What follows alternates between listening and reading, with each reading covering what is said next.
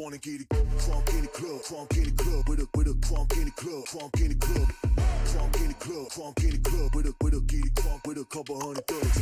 Crunk in the club, crunk in the club, with a crunk in the club, crunk in the club, crunk in the club, crunk in the club, with a get it crunk with a couple hundred thugs. Everybody round, everybody round, everybody round, everybody round here. Everybody round, everybody round here. Know we getting hype. Everybody round, everybody round, everybody round.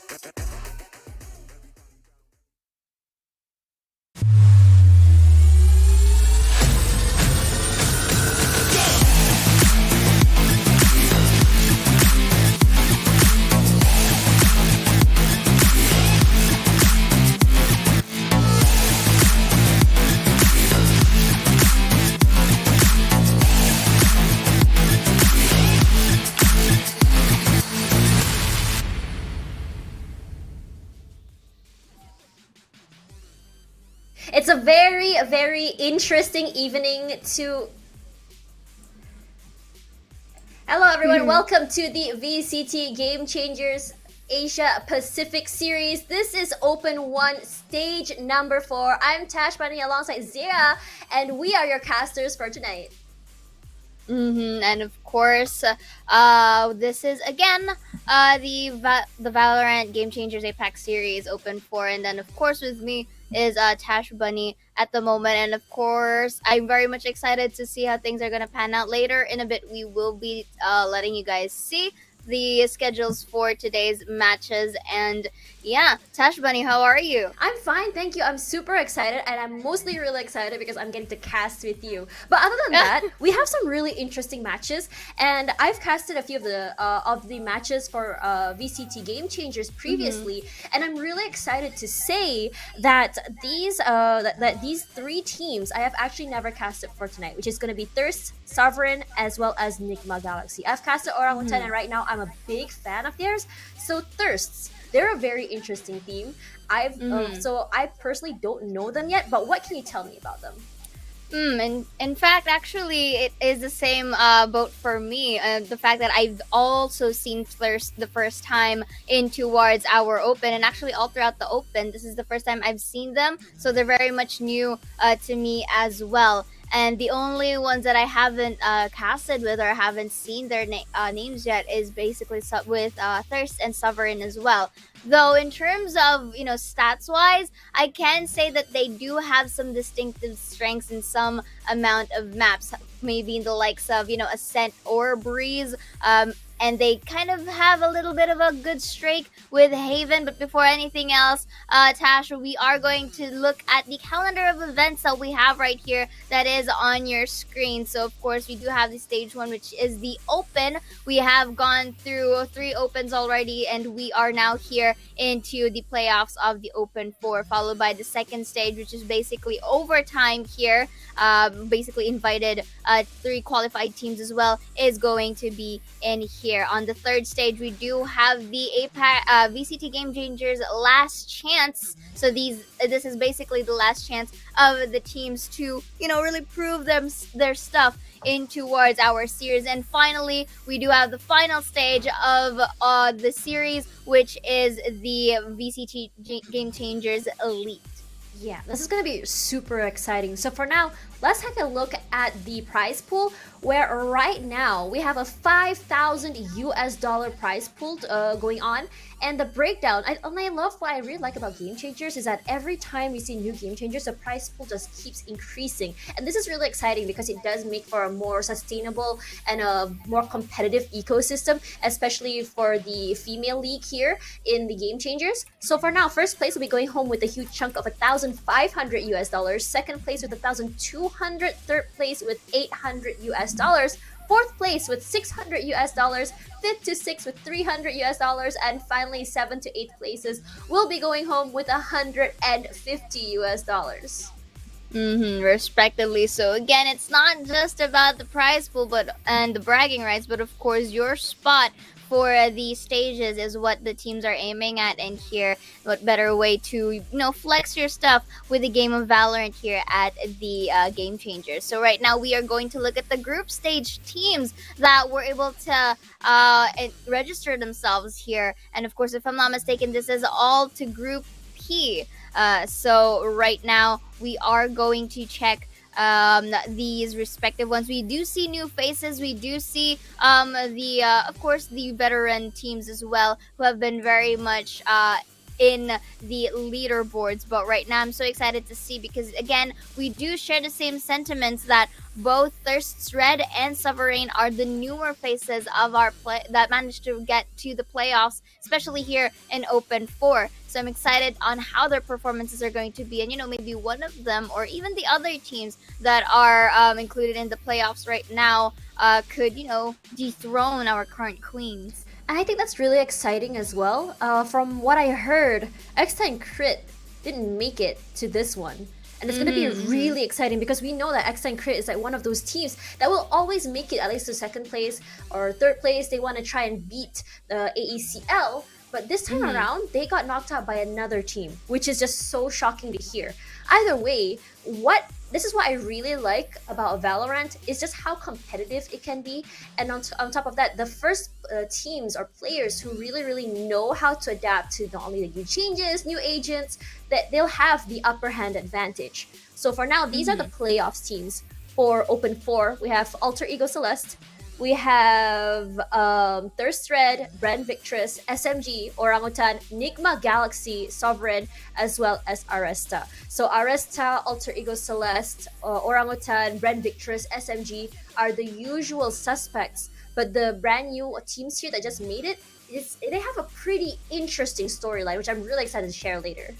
Of course, and what better way to share that with another, action-packed Valorant. And I'm so excited for your inputs as well, Tash. But before anything else, we are going to head on to the leaderboards right now. Again, Alter Ego Celeste still the reigning queens ever since Open 1 and until last year. They are really much on a good winning streak right here. But right now, you did mention, despite X10 Crit not being able to go to our playoffs this Open 4, they still were able to get to second place by 1 point, beheading Bren Esports Victress. So that alone is actually a huge feat here in towards our leaderboards. But again, Bren Esports Victress, I did mention this from yesterday, that they really had a huge improvement in terms of their performances, from before being on a former team to now really getting into these spots. And here we do have the brackets. Would you like to give us a rundown of that? Okay, this is gonna be really cool. So we have AECL and Brand Victress,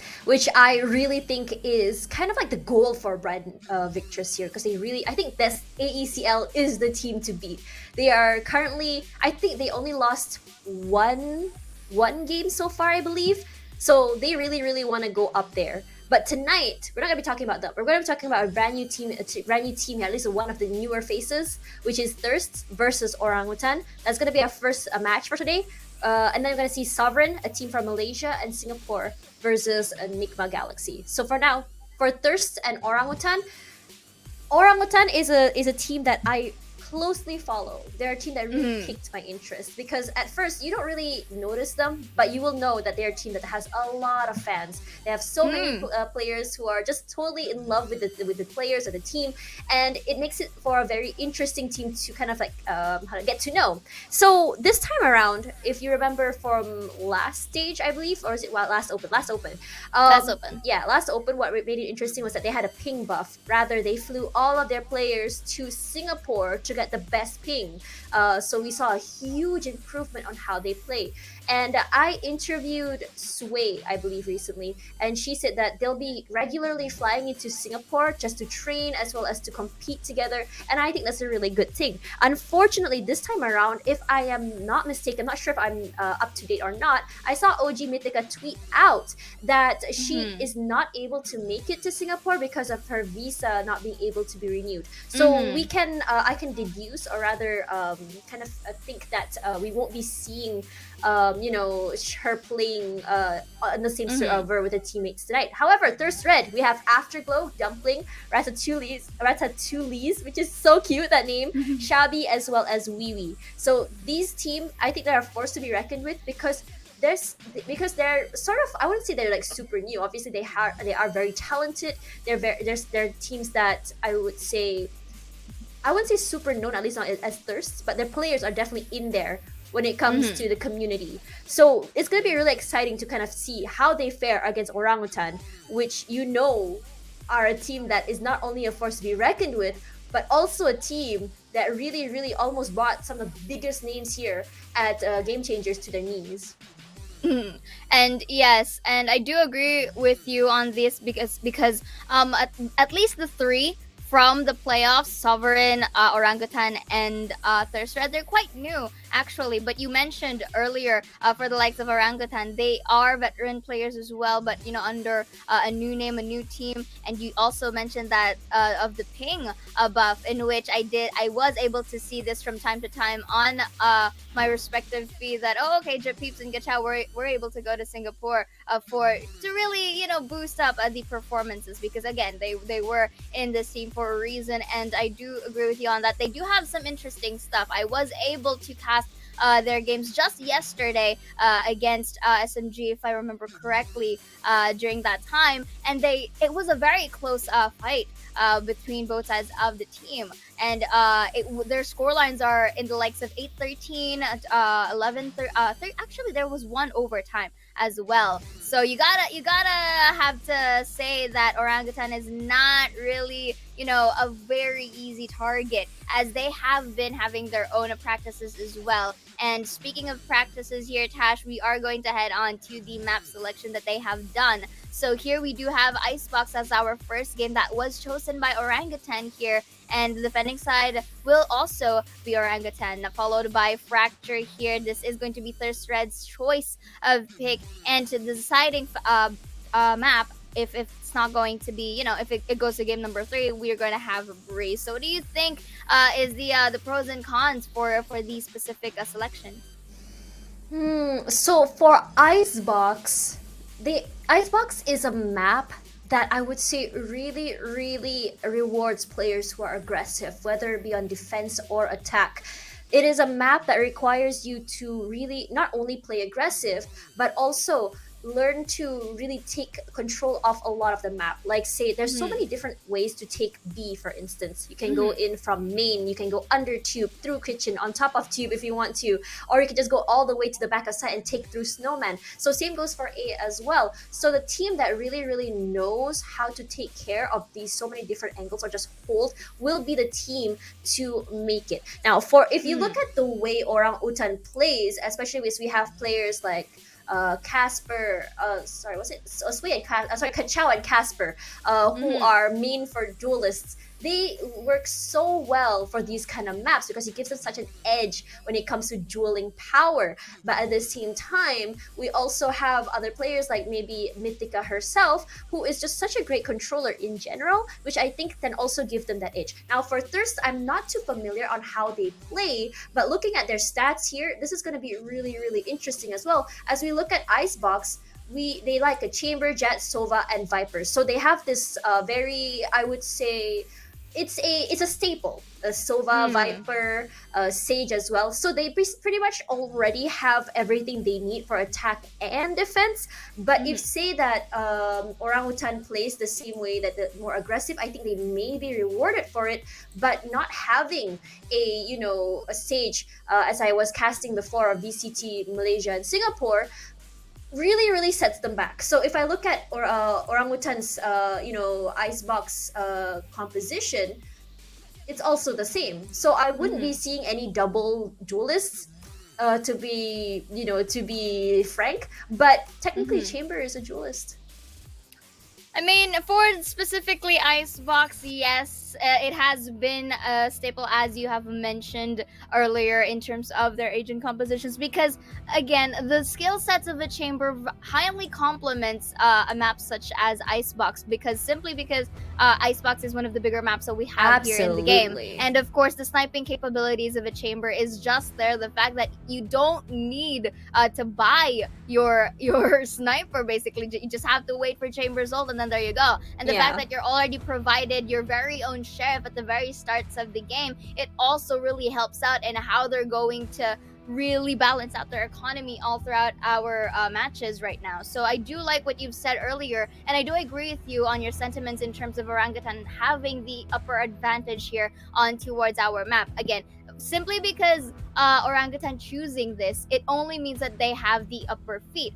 And looking at the stats quickly right now, out of all the games that they have played, Orangutan was able to win this 6 times out of 8. And meanwhile, in terms of Thirst Thread, they managed to win this 4 times out of 8. So again, with that statistics alone, I think it's really safe to say that Orangutan does have the level of mastery into this specific map. And in terms of their defending side, and for both of our teams, they do have their strengths in the sides. What I mean here is that Orangutan, in terms of their icebox, their defending side, a little bit of below average to 45%, but then they managed to thrive so much into their attacker side. So this is also an understandable reason as to why Orangutan chose defender-sided first, so that they would be able to catch up into their attacking side if ever the scoreline is quite shaky. For TST,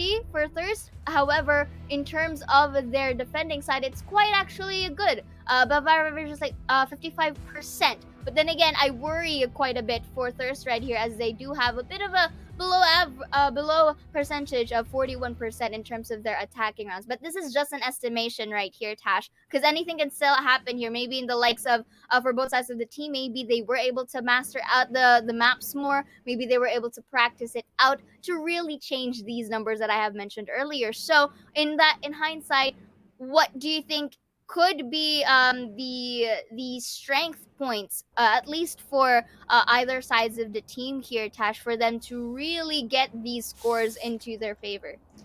Okay, Orangutan, I can already imagine they like playing aggressive. They can. They're very, very flexible from what I've seen before. They can play as defensively or as aggressively. So if Thirst wants to be able to at least overcome Orangutan, I would believe that they need to be able to kind of like get a read on how they play each round, how they defend, how they attack, or who goes where, just to kind of figure out where the weak points are going to be. Regardless, though, I think Thirst is definitely a team that we should really that can surprise us, because I remember how I talked about X10 Crit earlier, not making it this time around.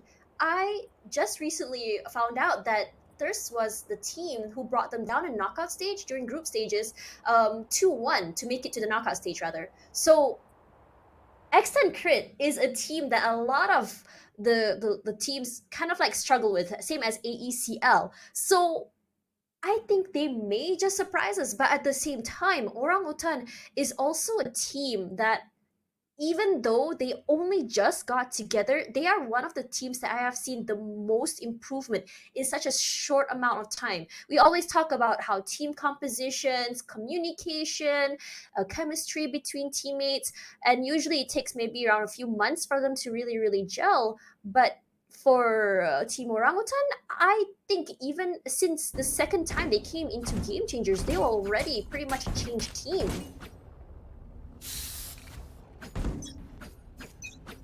Well, there you go. I do agree with you on that, as well as to execution and of course performance is definitely one of the deciding factors here, because usually before we start our game, it's really on draft, it's on paper, and it's on textbook. So and that is basically our basis for predictions. But you did mention earlier, because of this, Thirst Red may be either concealing their truest potential here, having to be a very new team, so that there's only little data that we can get from them. So right now we're going to see a very start here, whips of it for Mythica. But here, both of them spot them out. I think this is going to be a full-on Spike retake for the side of Orangutan because Spike has been planted. The wall is there too. They've managed to spot out 2 members of the team in towards the site respectively. I'm liking this wall because it doesn't have a lot of space. Brad Lewis takes 1 Casper for the trade. That recon ball is so Scanning ahead. useful as to get their locations going. That's going to be a little bit tap, but Casper takes 3 on the vicinity right here. Shabby with a tap enemy to remaining. shut down. Not Casper. But Casper right now One enemy with remaining. the 4K. Oh! But the I beautiful get away right with click this from Shabby gets that clutch and gets their point. Whew, I was a bit scared for Thirst earlier because it seemed like they were a little bit disconnected from each other. Look at where Ratatouille's was. She was so deep inside, all alone. But this just really shows that she's not afraid to push enemy forward remaining. and give her team that space. One But enemy you remaining. gotta really dip into Orangutan as well because this was a very close one. Because Orangutan, they were like, okay, that's fine, let's play together. And because the other, like say Kachao or even Mythica, really enabled her to get so many of those picks, it gives her an upper hand. Regardless, right now, there's Ratatouille's still playing the aggressive game here, but little does she know, right behind yellow, we have a Casper hiding in the back here, knocks one out straight in the face! And she quickly repositions herself, and I say that's a very worth it teleport. Regardless, Definitely. Ratatouille's still trying to move forward here. Wall's already up here. They changed the way the wall is going to be. Tries to sometimes sprays into the smokes. I don't think she noticed this everyone Spike just yet. planted. Casper trying to get a small little angle. Any vision is good vision. Does not realize Mythica from the back. And 2! And for now, gonna be stopped by Last Wee player but Wee standing. trades 2 in return. Kachao finds Wee. She's going to be very happy with that. But regardless, they're just gonna start sticking here, but look at that. He immediately swings forward and look at how Orangutan plays in terms of their teammates. Indeed, that was a thrifty round as well. Now, if you notice in towards that second round of the game, the fact that Orangutan knows that they do have the weapon disadvantage here, they were forced to save because they needed those guns in towards the third round if ever they do lose. But what happened earlier, Tash, was because of the proper timing. Notice how they didn't peek immediately. They waited for that wall to go down that came from Afterglow, and once that wall goes down, they were just in a havoc at that point. They were able to really pinpoint them down because of their numbers advantage. my Casper God, with the 1, Casper. but Dumpling for the trade as well. That was actually a beautiful attempt for Casper to at least dwindle down the HP of 2 members from Thirst. But Thirst really getting this mid control is also a good thing. But the thing is, it really gave time for Orangutan to rotate, and now Guy's Wall there to just delay the pushes to really give intel to where they are going. But again, there is the weapon difference here, Tash. So look at that. Mythica already pre-aimed towards Kitchen. If they go out here, like with double pieces, could be a collateral, but that's a beautiful Spike tap from down, Mythica B. here, and a great reposition to boot.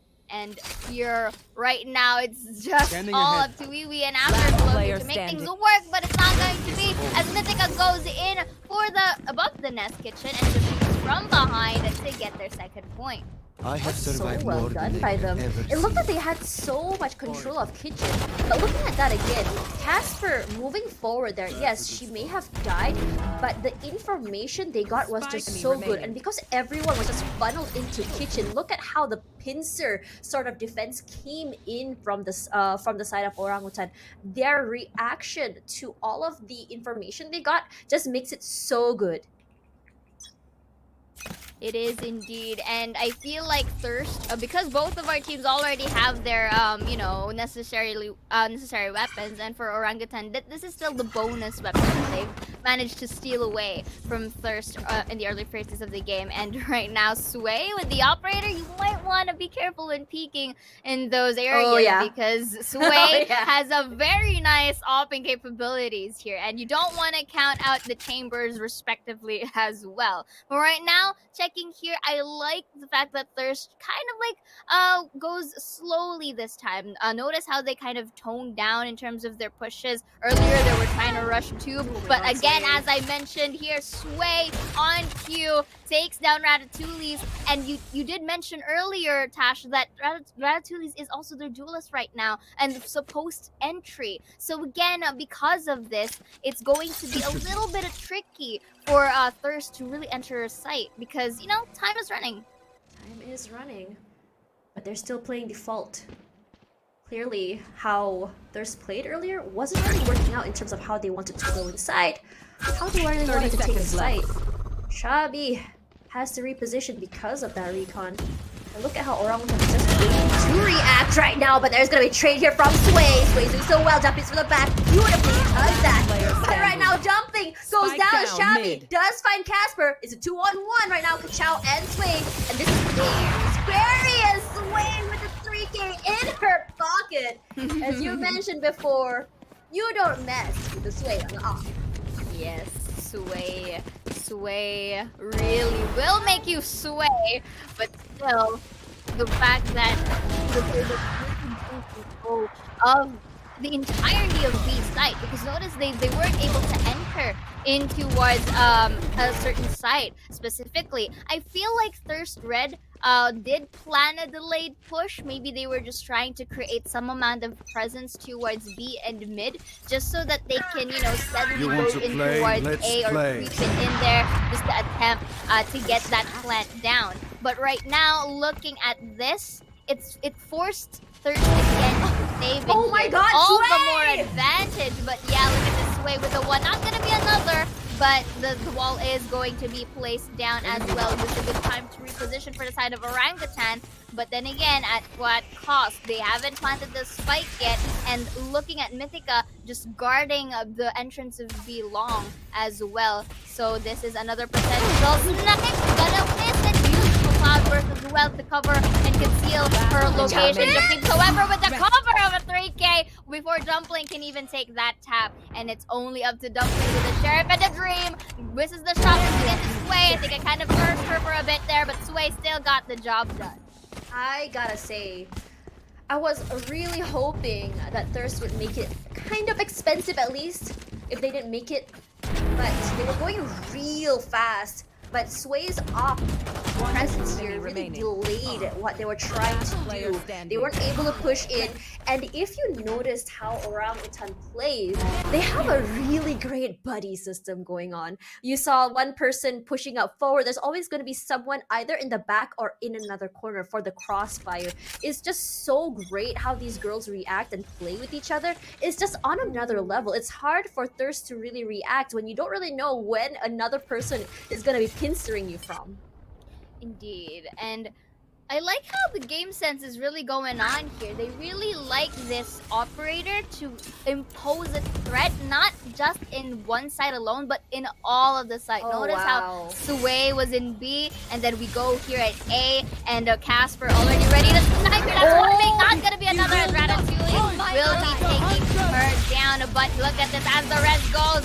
The Hunter's Fury is here to Spike take down A. Dumpling down, and not going to be a lateral. Mythica, however, takes Mythica. one. They get a double from the behind as well. Beautiful. And Shabby, though, will be taking that shutdown there. Misses the shot once more, but there could be the backup this time. But Shabby takes the count out from the behind as well, though. Unfortunate. He was able to take Sway on guard. This is remaining. going to be the revenge for Mythica as she takes 3 with a 19 I have bullets the spike. into her guns right now. Revealing area. But Mythica is living on a 10 HP versus a 26 Planted. HP Wee. So let's see who is going to really clutch this out, or would Wee secure this? There's a peek there, and there you have it.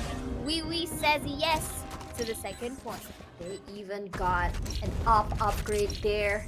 And I really liked how Thirst did that. So much control of more of different parts of the map. Look at this. And Shabby as well with the lurks in the back catches them off guard. But Vivi and Shabby had a sort of pincer onto her. It forces her to really kind of consider, how am I gonna be repositioning when my teammates are not able to come in as well? Regardless, I like how Wiwi also was very aware where Mythica was gonna be. As soon as she planted, she already pre-aimed her. She was already pretty much ready, but look at that, Ratatouille is ready with the blades when Sway says, no blades for you, not today! Takes her out in just an instant. And look at how much deny of vision and information is going on here on mid, because this is a reaction to that last game where they tried to take mid and they're saying you're not gonna be doing that again. Regardless, so many shots are coming in through kitchen. Sway is pretty much on the ready. Who's gonna shoot who first is the question. It's gonna be Shabby. So fast. She's gonna take her out of the way, and that's both Jets out of the game. Dumpling to go for the pick here. Immediately Casper repositions. There was a pre-fire. Doesn't quite connect onto the other person. See there are some recons. There's a lot of stuff going on here. Kachao gonna bring back the revive, but Casper finds Tumbling immediately, and that's their heal out of the way as after the angle, trying to figure out how to help her teammates while trying to get the spike down, but Kachao finds Shabby here. Immediately Casper gets one more, but the Viper's pick is out. Afterglow finds jumping immediately. Casper on the top. Kachao finds Afterglow in return. And that was so beautifully done by Orangutan.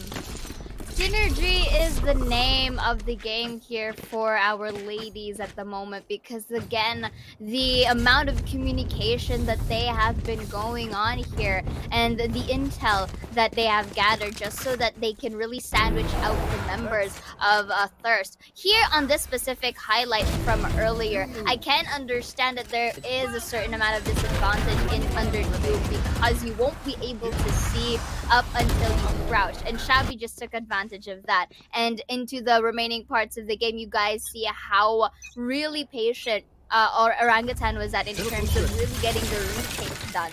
So here we do see that Thirst, however, was able to get some, some amount of economy in their sides, but again, they do want to balance that out, hence the save. Ooh, destroys the wall. Will be missing that shot. Uses the cloudburst. Is it gonna be a push though? That dash though, I think it was more of an audio cue because Kachao is there to save or to basically protect Sway if ever the case. So I like this deny of entry coming in from Orangutan here. Placing that wall for Kachao, it's as if it's like a great wall here just blocking their entrance. So this gives an opportunity now for Orangutan to go from behind. And as you can see, Casper is already in position towards mid. And the other members as well are just on standby if ever they do decide to, if ever Thirst decides to commit towards B. Nice sweeping done by Sway.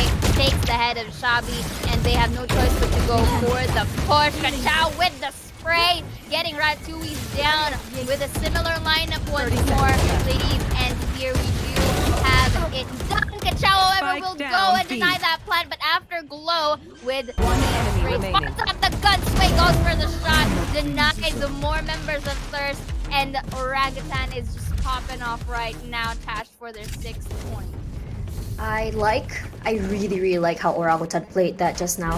It felt like there was a delay from Thirst. It was as though that wall was there was an op waiting, and they were sort of dumbfounded. What are we gonna do here? We gotta take our time and figure out how we're gonna react to this information. Are we gonna just still wait out the wall? And while that was happening, we already saw rotations from Orangutan. We already saw Pincer coming through to the point that, like, okay, we cannot go back now. It's gonna be hard for us to duel. We have no choice but to push forward. It creates a very, very high pressure choke point. It was so hard for Thirst to really navigate through that. But so many times, regardless of how Thirst is positioning themselves, the instant reaction coming through from Orangutan makes sure that they're not going to be caught off guard alone.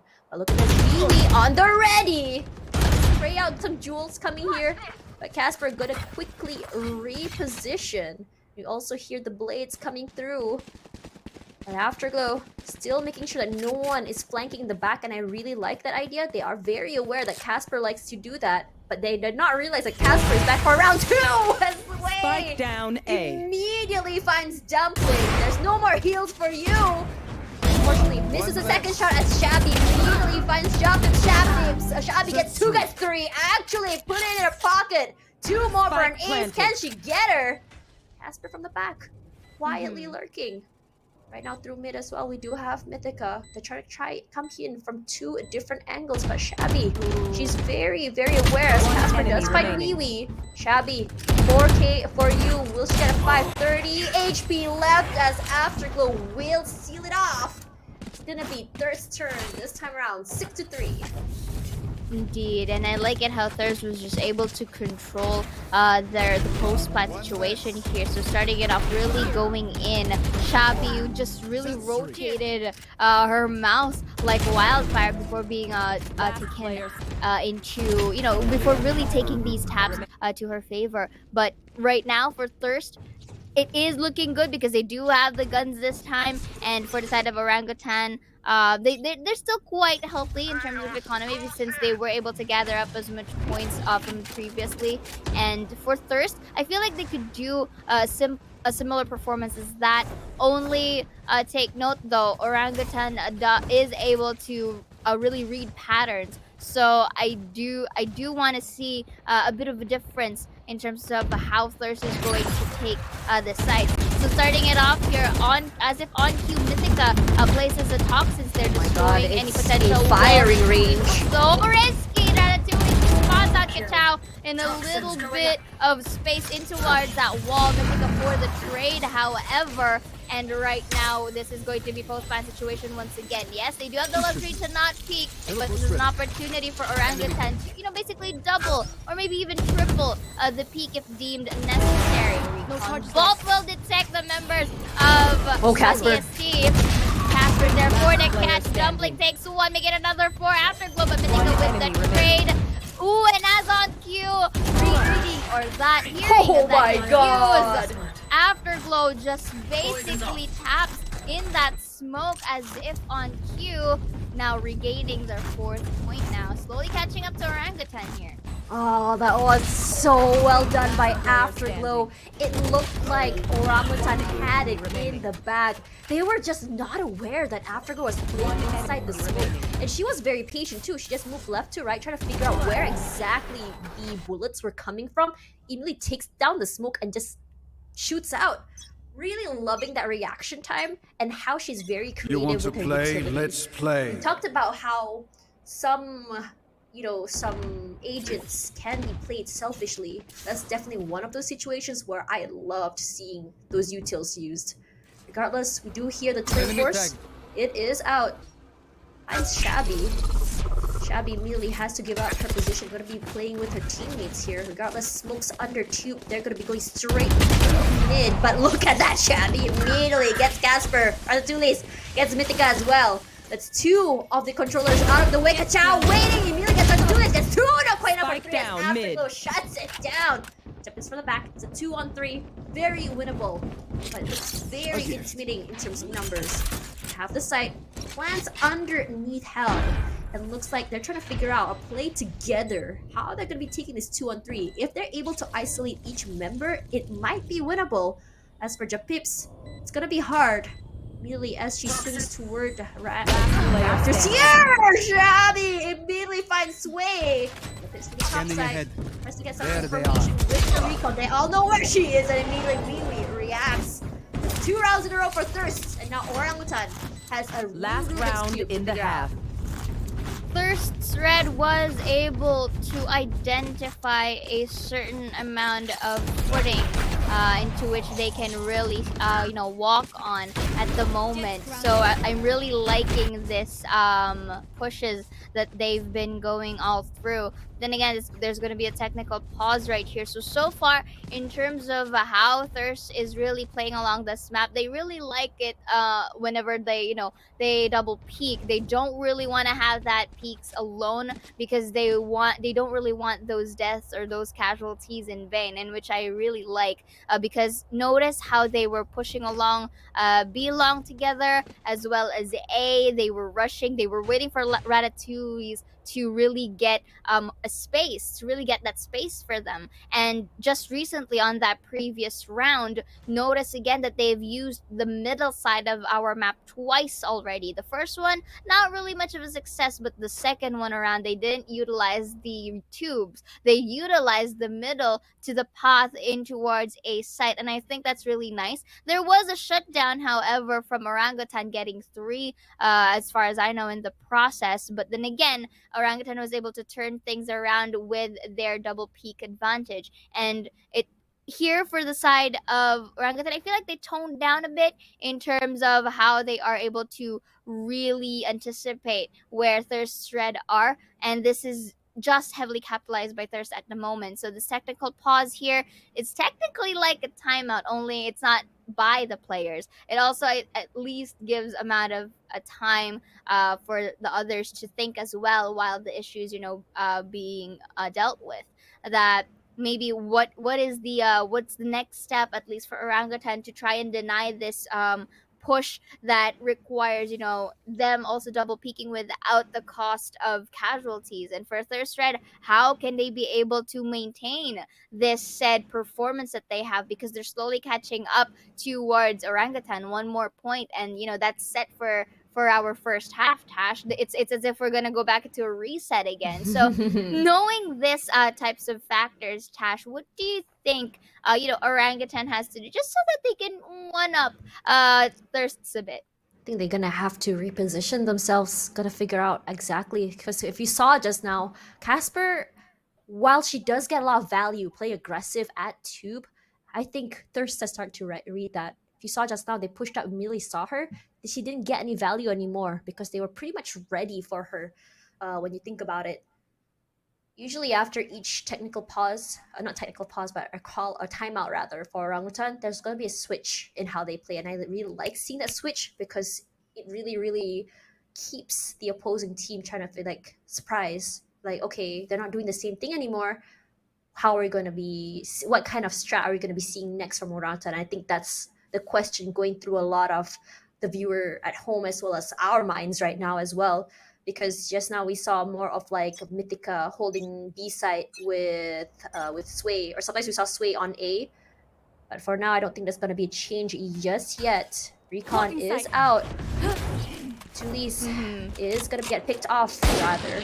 Gonna be waiting, playing it safe. They do know that in terms of economy, force buys here from the side of Orangutan. They can play it to their advantage, at least make it a little bit more expensive for their side, as if they win this round, get thrifty. It's a big thing to bring forward.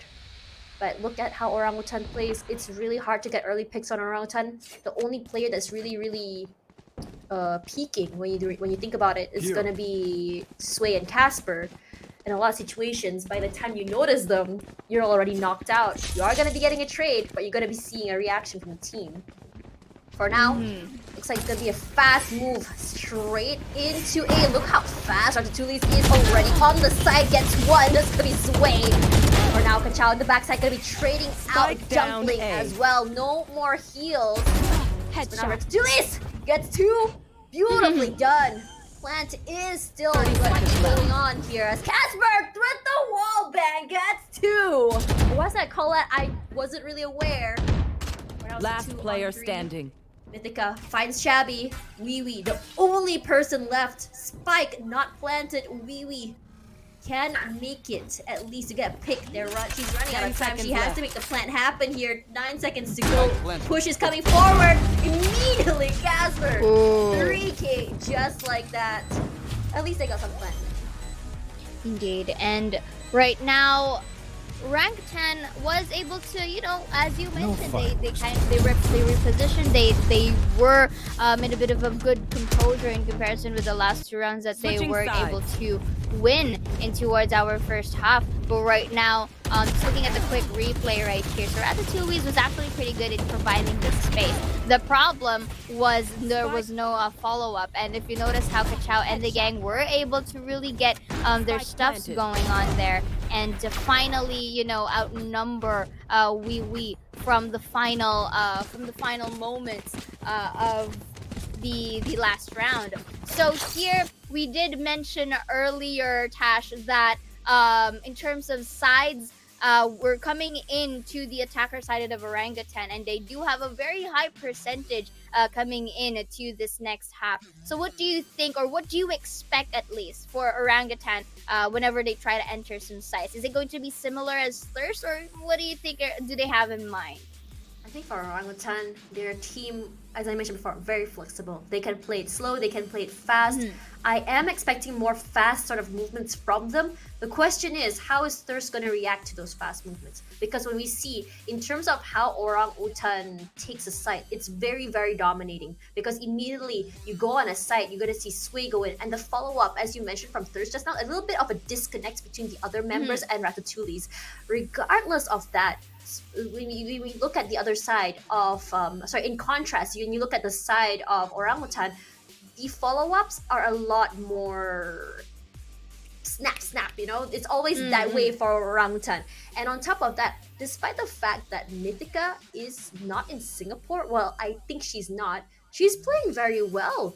And to think that if she's given that space to do all of these post-plant stuff, it's gonna be very scary, because I've seen Mythica before. She has some really insane post-plant lineups as a Viper, and the other members of Orangutan will be in front of her, making sure that she's able to get these lineups forward. So this is like a protect the controller sort of situation going on for that post-plant. So if, say, Thirst is able to play around that or break through that sort of defense, yes, it's gonna be great. But I'm very worried for them if they're not able to defend site, because in general, so long as Orangutan gets site and gets that space to hold site, it's gonna be really hard for a retake. I do agree with you on that, because again, we did mention that they do have a little bit of a struggle in terms of defending sides, and we mentioned earlier that quite a disconnection coming in from their entry and from the other sides of the team, and that's going to be a bit worrisome for their defender sided as well. What if let's say there's a situation where Ratatouille decides to go for the flank, but without that said connection, maybe informations or miscoms can happen as well. That may be one of the factors where Orangutan can take advantage of as well, because of that certain disconnect. Let's say the flank goes in a little bit too early, so that's going to be detected by the enemy team as well, and it's going to at least shake it up a bit in terms of performance, the side of Thirst Red. But the from the pros at least, or the advantages of Thirst here as well, is that they have good sense. They have that good aim. The anticipation that Thirst has,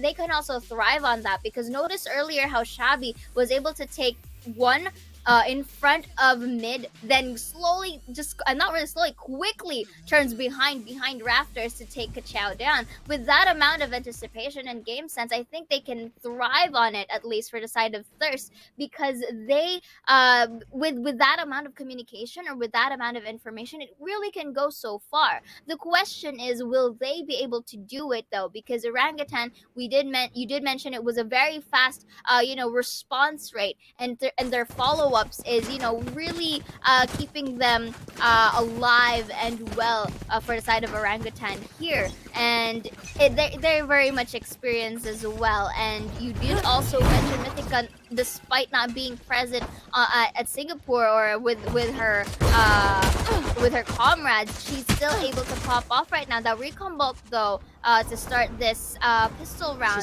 was able to disconnect already. Doesn't really matter. Because they still got her. Casper down as well. Kachao trades out. Julie's so very low. Will get the heal as Kachao will be planting here. Immediately has to give space regardless. Let's look at the post plant going on from Orangutan. It's 4-on-3. It doesn't look like anyone will be flanking from the backside. That wall is making it a little bit hard. They do have to break it.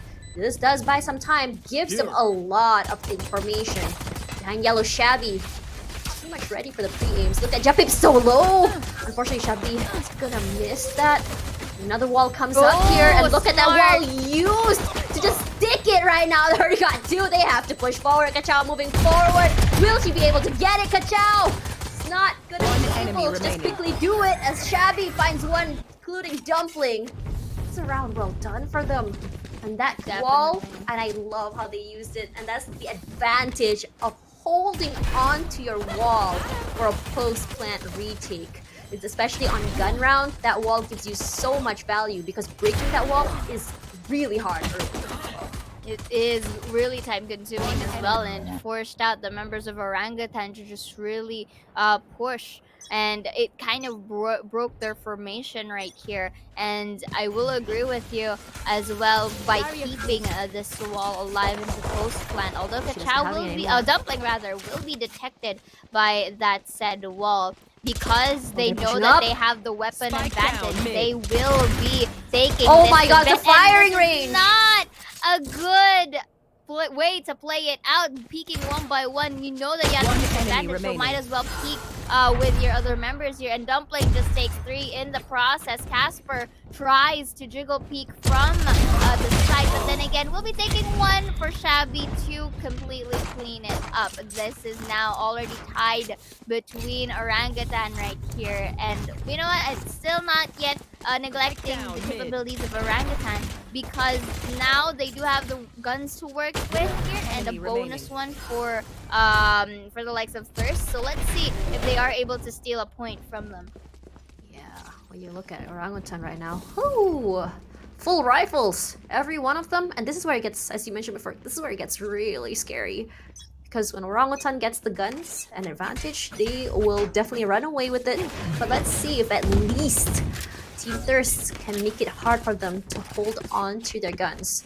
How fast Sway is trying to get onto site. It's just Pips tries to get some information. He's really gonna be shot out there. Breaks the wall. You're gonna get a lot of information. That's 1 slow orb used. Gonna clear out the backside with the snake bite here. Sway just waiting on the dash here. Unfortunately, doesn't really connect her shots. Actually waiting here, playing a very dangerous game as Casper finds her from the side, punishes her for that. Immediately walls out the back as Wee she takes a little bit of damage there from the shock dart. Not an ideal situation. Not Spike ideal. planted. And for now, Sway still waiting. I don't think it's gonna be an easy task to retake at least here, because look at how much these post plants are gonna be. Shabby immediately reacts to that information as immediately Kachao with 2 jump hits gets 1 and Kachao gets 1 more. Than 3k in the pocket. That close range aggressive combat coming in from Orangutan is a force to be reckoned with. Definitely, you can see how Orangutan just suddenly pops off whenever they are given the necessary guns that they need. And liking the patience from Kachao here, waits for Ratatouille to just look at her direction before really taking her down. And for the side of Orangutan, I feel like they were able to set their footing here just a bit. I mean, it's expected already that whenever you lose the first and second rounds of the half, maybe the third you will be able to clean up. Shabby. But look at this, however, Shabby was able to shut one down, only for Sway to go for the trade. So it's still an equal manpower for both sides of the team. Looking at this though, Sway really quick on her knees was able to take Louie down from kitchen. This is gonna be another post-plant situation for the side of Orangutan. Really different from what they used to do from the previous ones, because right now they were able to plan on nest. A little bit of a whiff there, but Afterglow takes it. Oh my god, Afterglow! Sway lately realizes that, but Peeps from under tube gets 1. Dumpling pre-aimed already, uses the drone. Very nice to distract here. Mythica could use it to push her from beyond. Really? And right now, Peeps as well from above secures the spike and gets their 9th point. Holy! They did not realize that there was 1 more person there. Saves her teammate, but look at how Sway reacted to Shabby just now. That was so good. She pulled down and crouched, did not give her the advantage. Swinging out from the side there of Mythica as well. That's just beautiful teamwork. Beautiful indeed. Again, I mean, we did mention this from earlier that synergy is the name of the game for the side of Orangutan here. It's just a matter of how they're going to do it. So we do see Sway starting it off with now for the trade. Beautiful Enemy call remaining. from Mythica right now. It's as if they were barbecued and lined up to her bullets. And just like that, Orangutan, one of the most fastest rounds that we have in this match. Specifically, Sway started off with the first and Kachao to aid after go with the trade, but Mythica collateral 2 from TST. I understand the push though from Thirst. They wanted to really catch them off guard, and we saw it earlier, Tash, that they want to really group themselves together. But in this situation, Orangutan kind of knew better. One was peaked, wildly peaked, and then the other just really sprayed. Yeah. I am just in awe right now at that round. It was a massacre. And a very, very nasty kind. Oh my god. This is something that I'm very worried about for Thirst right now, is how they're handling that in terms of that round. For now, Sway already with the blades, says Afterglow. Just trying to buy some time, but Sway already gets wee-wee, does the recon out of the way and immediately goes on top. Sway, she has the upper hand. Spike See planted. almost on top of the site as the revive coming through here. Sway finds Wee once again. No mercy for you. Doesn't matter if it's your world or not, it's gonna be our site. As Ratatouille's, she can't see either. They're playing the dark here. Moving forward, Sway gets a 3K Mythica. Gonna find Shabby. Ratatouille's and Afterglow, the only two still remaining. There's gonna be the Last player standing. immediately Kachao by the Ratatouille's. Afterglow finds one. Sway gonna be taken out of the way right now. And she's so very low. Jump pips with the sprays. Immediately takes round 18. Takes back the off as well. Thank you very much. Indeed. So Sway, again, you don't really want to underestimate her opping capabilities because she has the capability to really pop off. And look at that, despite a little bit of a delay in terms of her shots, she still managed to get the job done. Afterglow was able to take a trade, but Peeps with the spray and pray in towards that Viper's pit. You know that, once that spike is pinged down, they just really go far beyond. So from a 7-7, now an 11-7, very much convenient. 7-11. but then looking in here once more, Orangutan just needs one more point, and this is where we're starting to see the advantage of Orangutan in terms of their size. They know specifically when to bait out the skills or the utilities that's coming in from Thirst Red, and because they're baiting that out, they don't really have much to use for later when they decide to delay push or to just simply go aggressive. They don't have any utilities to really counter that out. Look at this. Despite the smoke already up and going, they're not pushing just yet because they're forcing it out. See, it's going according to their plan. They're forcing out the toxins from Afterglow. That's going to be the end. painful. That's going to be one. That's going to be another. However, as Mythica shuts her down, beautiful slanted wall so that they can have that spike plant and still impose a post plant situation. Revive comes through. It's 3-on-5. Viper's Pit, especially Mythica's, is very scary. You don't really know where she's gonna be, and her teammates are very determined to keep her alive. For now, Tuli's, we know that she can get those picks. Reaction time, Emily Sway gonna be relaying the information drops inside, and look at how fast her HP is deteriorating as Mythica just waiting in the shadows. Sees that! Gets her Tuli's out of the way. Doesn't matter if you have your smokes out, and it's just hell from above as Orangutan makes it rain. Indeed, Match making point. it rain with bullets and panda cakes, if you know what I mean. But right now, it really does wet well with Orangutan right here with the usage of their skills.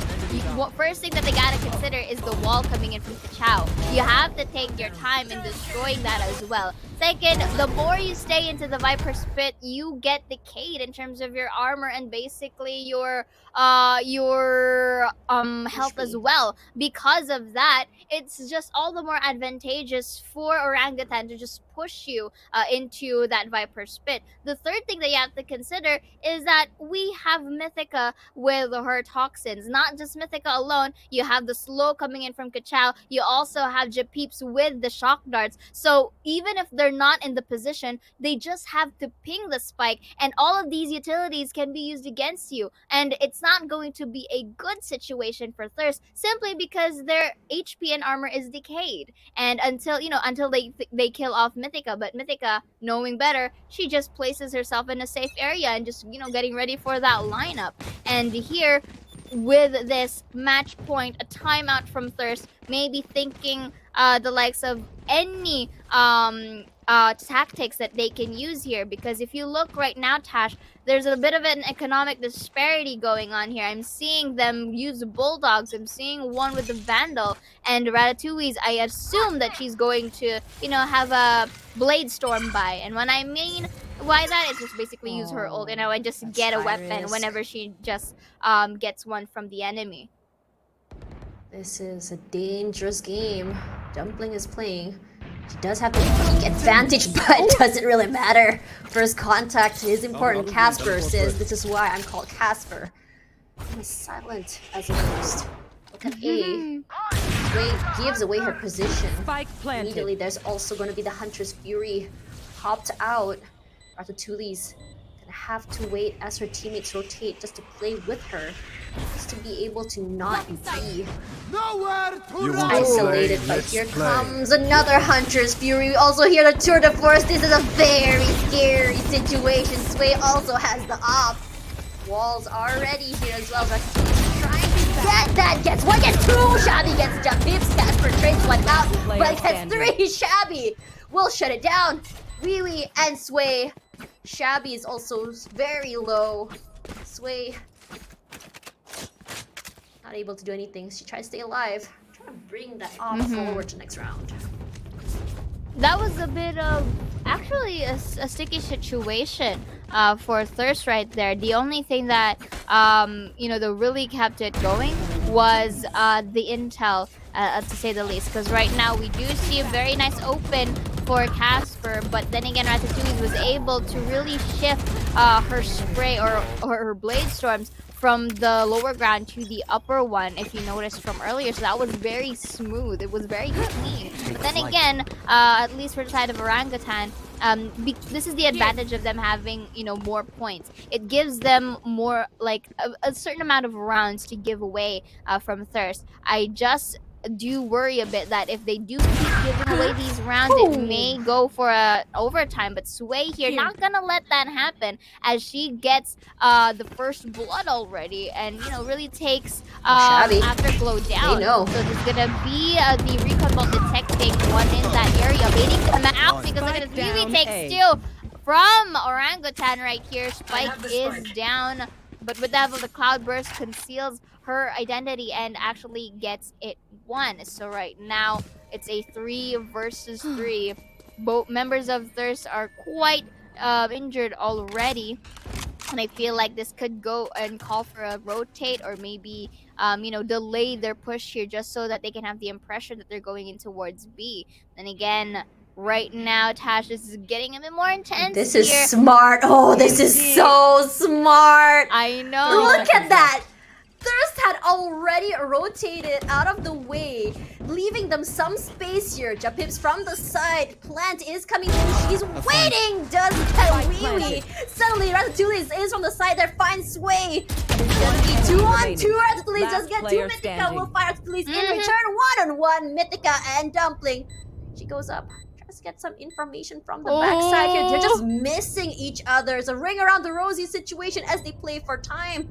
Dumpling has no clue where Mythica is. But immediately she's underneath. I'm not sure if she saw the gun. She does see it now! That's a pre-fire! Mythica wins it! Attackers So win.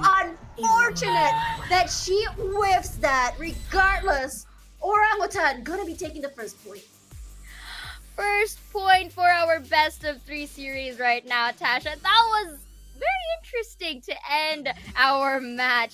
There was an advantage point already from Dumpling, already spotting out that little gun out there in towards under rafters, but then comes the whiff. I think there's a slight jitters that happened, because if you notice, Dumpling kind of retracted and hesitated whether she would just go for the half plan or half defuse, to say the least. But then again, because we do see Mythica taking advantage of that hesitation, she jiggle peeks a little bit before fully taking Dumpling down. But right now, let's take a look at the stats real quick here, Tash. It is an 8-13 in favor of Orangutan. Both chambers of the group is going to be their MVP. Looking at Thirst first, we do have Shabby with 1.5 KDA, 263 ACS with 21 kills. However, we do see Casper here with 23 kills, 330 ACS with a 2.1 KDA. And of course, you gotta hand it to the other members as well of the pack, specifically for Orangutan here with Sway with her opping capabilities, Kachao with her support as well with Japeeps, and Mythica just literally controlling the post-plant situations here. Honestly, what is up with Chambers? They're always somehow making it up there in terms of MVPs. It's just so scary how much potential they can have in terms of lurk as well as control. But if you look at the stats here, see in terms of damage, Orangutan takes it home. Headshot potential though, TST is a little better, but frag wins, objective wins is gonna go to Orangutan. But in a lot of situations, you see that Orangutan can wrap up rounds very fast. I think in a lot of situations as well, Thirst really brought the fight to the table. It really just shows us that potential that X10 Crit probably saw. But after this is going to be more interesting, because it's going to be Thirst map and it's going to be Fracture. And Fracture is, I would say, only now we're seeing it actually picked in tournaments, and those teams that actually have that advantage are catching those teams off guard. Now, I'm really curious to see what exactly Orangutan has up their sleeves when it comes to that map, because we all know that Fracture is a map literally made for lurking. So we've seen Shabby do it, but I'm curious to see how exactly it'll be done for Orangutan. If we remember before, was it Casper or Kachao played Omen, and it's actually really scary seeing how Omen's played in a more aggressive manner. But looking at the highlights here, what do you have to say? Highlights wise, of course, it is very seen. It's literally looking at the prowess of our respective teams. There are moments, however, where Orangutan really thrives the best. But in terms of a headshot, Thirst really does have their crosshair, very well. Yeah. Shabby with the 3, Kachao to isolate those spikes before getting shut down by Afterglow. But you gotta hand it as well to Ratatouille's and Shabby. They are basically the initiators and the duelists for a reason, because it's very much evident on how their aims are very much precise. And there you go, we did see earlier just now the barbecue, and that was one of the smoothest blade strums I have seen. That was in the hands of Ratatouille's just now in this highlight before we get into the final one. So here, this is where it goes. See, and that was the Mythica's perspective or POV from the very last shot, and it was just really a good way to end the match, if I do say so myself. But then we mentioned earlier, this is still game 1. It is in the hands of Orangutan, but we do have game 2 still, which is on Fracture. And yeah, Tash, what do you think? Do you think that this certain momentum from Orangutan is going to reflect on game 2? Not too sure, but for now we're gonna have a quick break, and we come back, we're gonna go to Fracture, and let's see how these two teams do on a map that's fairly new.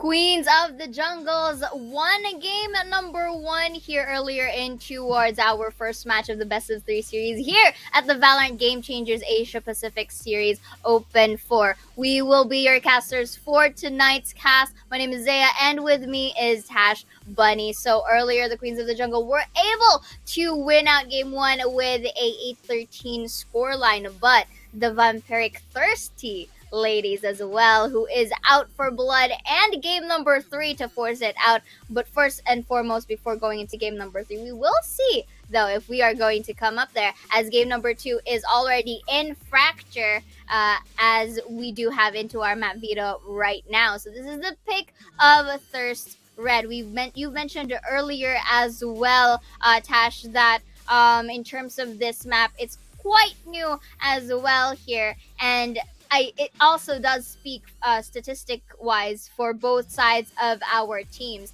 Fracture has been won once out of 2 games for both sides of the teams, if I do see it correctly right now into what I'm seeing.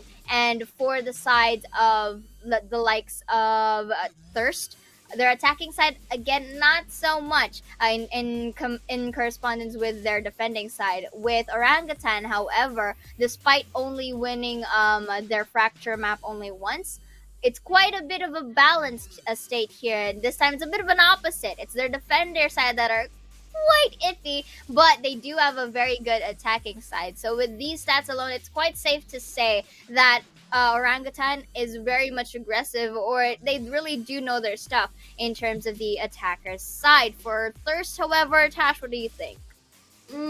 This is very risky.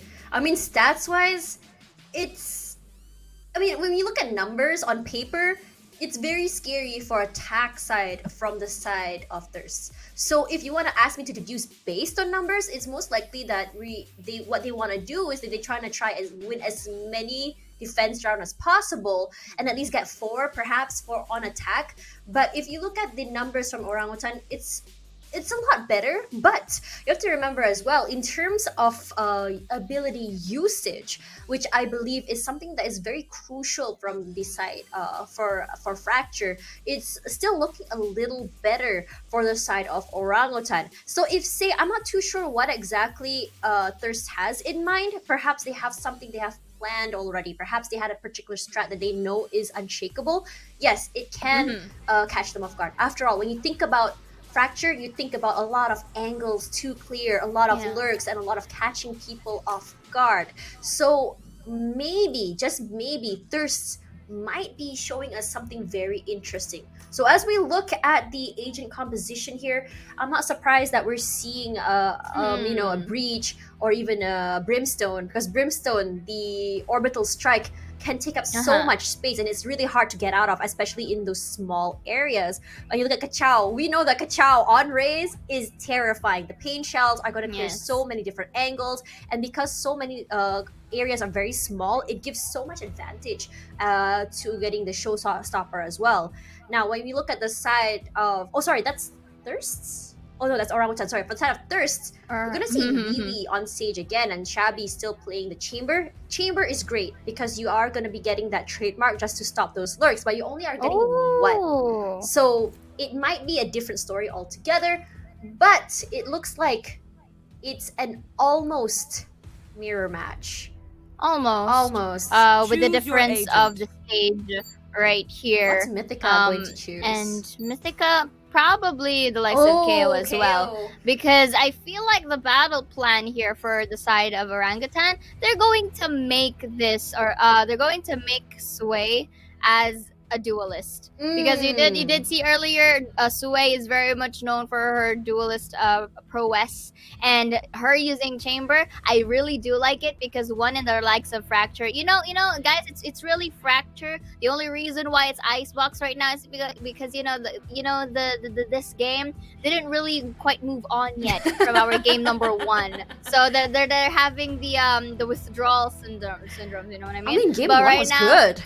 Yes, it's very much seen. It's understandable. But guys, don't be fooled. We are gonna go to Fracture here. Just you know, it's a moving on phase, guys. We all have that. But right now, here in towards our game number 2, Tash, I did mention I do love this chamber pick because in the likes of Fracture, you mentioned about lurking, and chamber does do wonders about that because of the rendezvous and because of with the necessary utilities that a chamber has. You can play around with your location here and to potentially confuse your enemy team. And with Mythica choosing KO, that is a good ton of information or intel gathering. And not just that, you can also yes. You can also determine that you don't only get the location of the teams, but you can also suppress them. So you have the capability to actually push the sites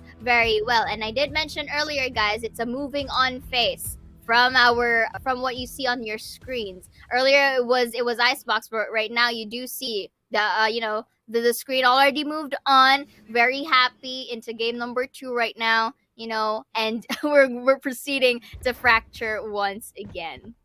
So, Dumpling this time on the Brimstone, and we're seeing Wee Wee on the Sage instead. But Thirsts, they don't really have any info gathering agents compared to Orangutan with the KO. So that's gonna be something to look out for. But regardless, I don't think they're very concerned about that because what they're trying to do is they're just trying to go all in here, especially with the breach. So one thing that you need to know about playing with breach is that the follow-up is very important. Afterglow just now as Viper has been phenomenal. We've seen her got so many picks, so many bandage clutches coming from her. I'm really excited to see how exactly she's going to be performing on this breach. Breach can be played in a way that you can play her you can play him very aggressively if you want to. You can use your utils to kind of move forward as well as defensively as well. Great for clearing out corners. The flashes are really good, very oppressive in terms of entry. And if you want to play her for defense, if you don't want to play him defensively, on this map, you can go for lurks and come in from the other side as well, enabling your other teammates from the other side. So very, very doable as well. Now, from the side of Orangutan, I'm actually a little bit disappointed to not see Casper on Omen. Not because like this map is great with smokes or anything, but more of like we've seen her on Omen before. She plays Omen in a way that it's a very smoke criminal situation, plays inside smokes, plays some daring teleports, and I was hoping to see a Yoru as well, as this map is also one of the playgrounds for Yoru. In the way the situation is, you can just like use the teleport, move forward, have your teammates really distract people, teleport in the back and just do backstabs, but it doesn't really fit in with the narrative, or rather the play style of Orangutan, who like to play together. So this sort of lineup or agent composition makes sense as to how they want to play. Indeed, and of course, you did mention it's the difference of gameplay that will also dictate on how the performance of the team is going to be. Thirst, you mentioned it as well. They're kind of like a group-oriented team. They'd like to push as a family, if you would term that as well. And it really goes into fruition in some amount of matches, but again, because of that them being Look how aggressive that is. Yes, it tends to be quite red. But Ratatouille, however, was able to read along the lines and just literally take the cow down. Oh Beautiful my flash god. coming in from Astro as well. Able to get another one on the hands of Ratatouille, so force them to regress and retreat. Japeeps will be going for a trade, only with the cost of 3 members remaining. Sway, however, will do her best to try and equalize the board, realizing that they were rotating towards A. That this is interesting. They could have just pushed towards B again, but then again, we do have both Sway and Japeeps going towards A. This could be a double peak though. They can win this out. One little bit of a win. Oh! Wee Wee, as she was able to control her spray and get that first point. Oh my god, that was so well done. I was expecting a wide double swing here, that didn't happen. Yeah, true. But if you saw for this early round, it was so all over the place. Not in a way that's bad, but it was good. First, we were just in so many separate places. It was so hard for Orangutan to really figure out where exactly they were gonna be. And for Ratatouille's, how she played that just now really caught them off guard because that was the boombot plus those aggressive shots. They weren't expecting to push out when a KO has suppressed her, but she really took advantage of that situation. For now, Thirst still waiting. We only have 1, 2, 3, 4 member. Only one person from Thirst on A, as they already know the site that's gonna be hit is B. Coming in through arcade is kind of difficult. There's so many different angles to watch. On top of that, they have to take care of tower, and I think that's the reason why they want to go through there. Regardless, Sway already ready. Does get some damage out, but Wee as well does get traded back in terms of HP as well. Chip damage already there. Nothing waiting here. Gets one, gets two, and that's the weapon advantage as Wee finds Sway in return. Casper, play a dangerous game, pushing forward. She wins this. Shabby, I mean. Jeffrey's Sway in the corner here, gonna be hit by the aftershock as Ratatouille also throws out her utils. That's great util usage from Thirst. That was, in terms of timing, not really in the best hands of Orangutan right there. Dumpling was able to get before being completely shut down by Sway. But then again, here in this smoke fight, interestingly enough, Casper does have the advantage right there because you saw how Shabby needed to get her ghost out before being able to fight it. But I feel like that was a bit of a whiff on Casper's end as well. Not really expecting someone to enter from smoke. So right now we are seeing Thirst using their bonus gun from the previous round and uses the wall as well. Very nice intuition coming in from Lily. And here we do see that Ratatouille gets one with that range out. There's a beam there, really risking it all. The whoever takes one after two for the trade. Casper will really take that down for Fallen Comrade as well. 3 versus 3 to equalize the board. There's a double P capability. Let's see who gets it because they're trying their best to go from ropes with that steam beacon with a bit of mobility in towards this side.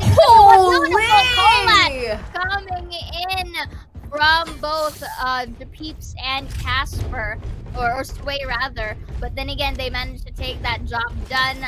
And for Orangutan, again, they've proven to us that if round 3 goes, and they will definitely win that out.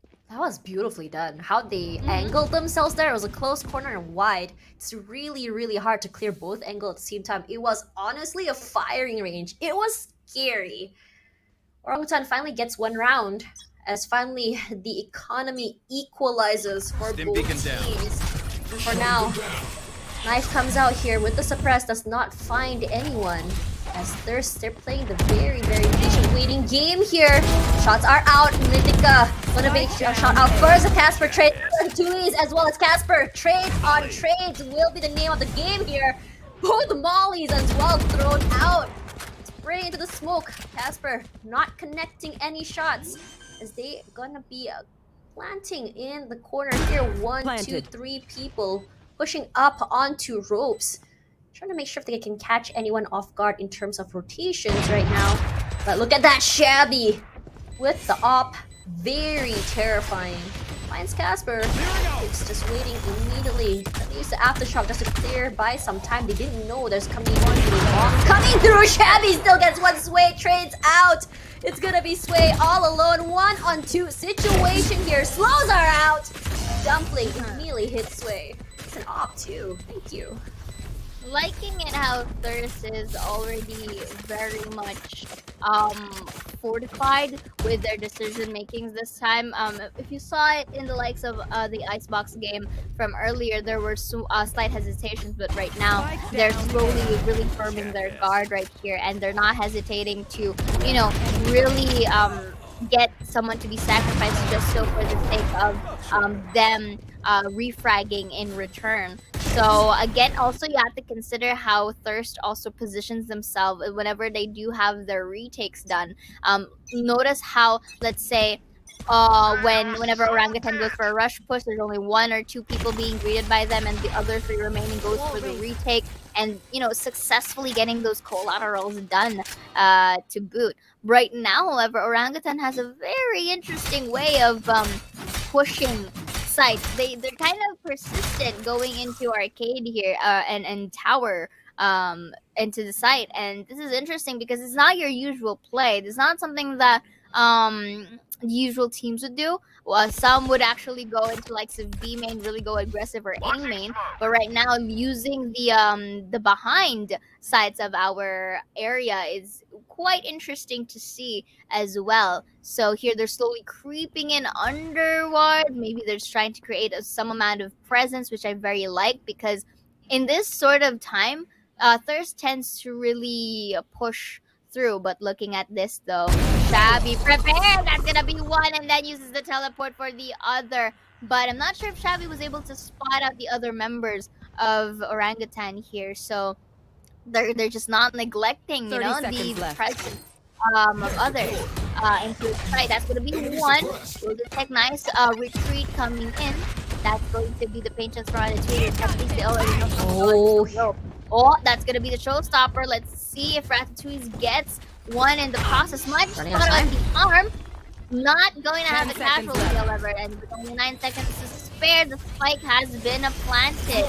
Team here right now, they're gonna use the smoke, really baiting them out. Here, very nice flash, going in towards the retreat after goes. That's next one, actually one. Not gonna be another though. Actually, One the enemy retreat, remaining. the triple Last peaks player coming in from standing. Orangutans working for them, but Jabib with 5 HP in the dream will be using Oh. Rolling Thunder to show Vashabi off. Vashabi spotted out, yes! Despite being concussed, still gets 3, was able to defuse the spike and gets their 4th point.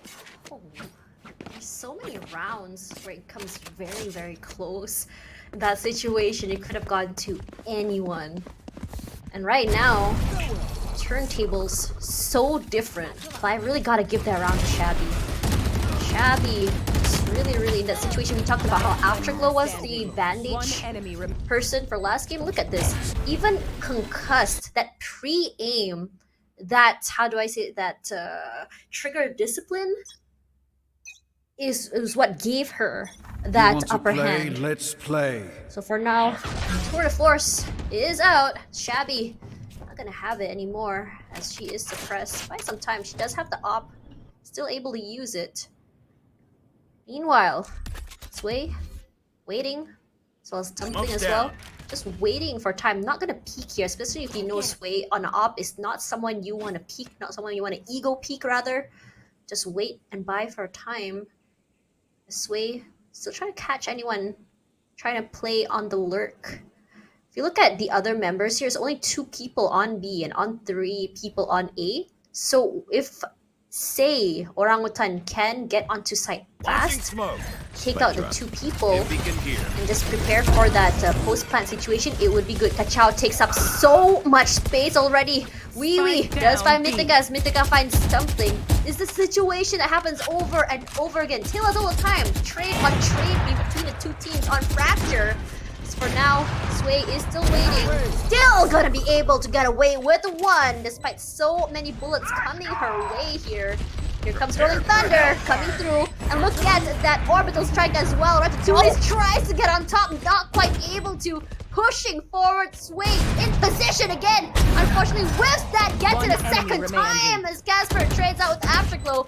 They know exactly where Shabby is. Shabby is in a situation where she's not able to react to that. 3K for Sway in the pocket. Gun here.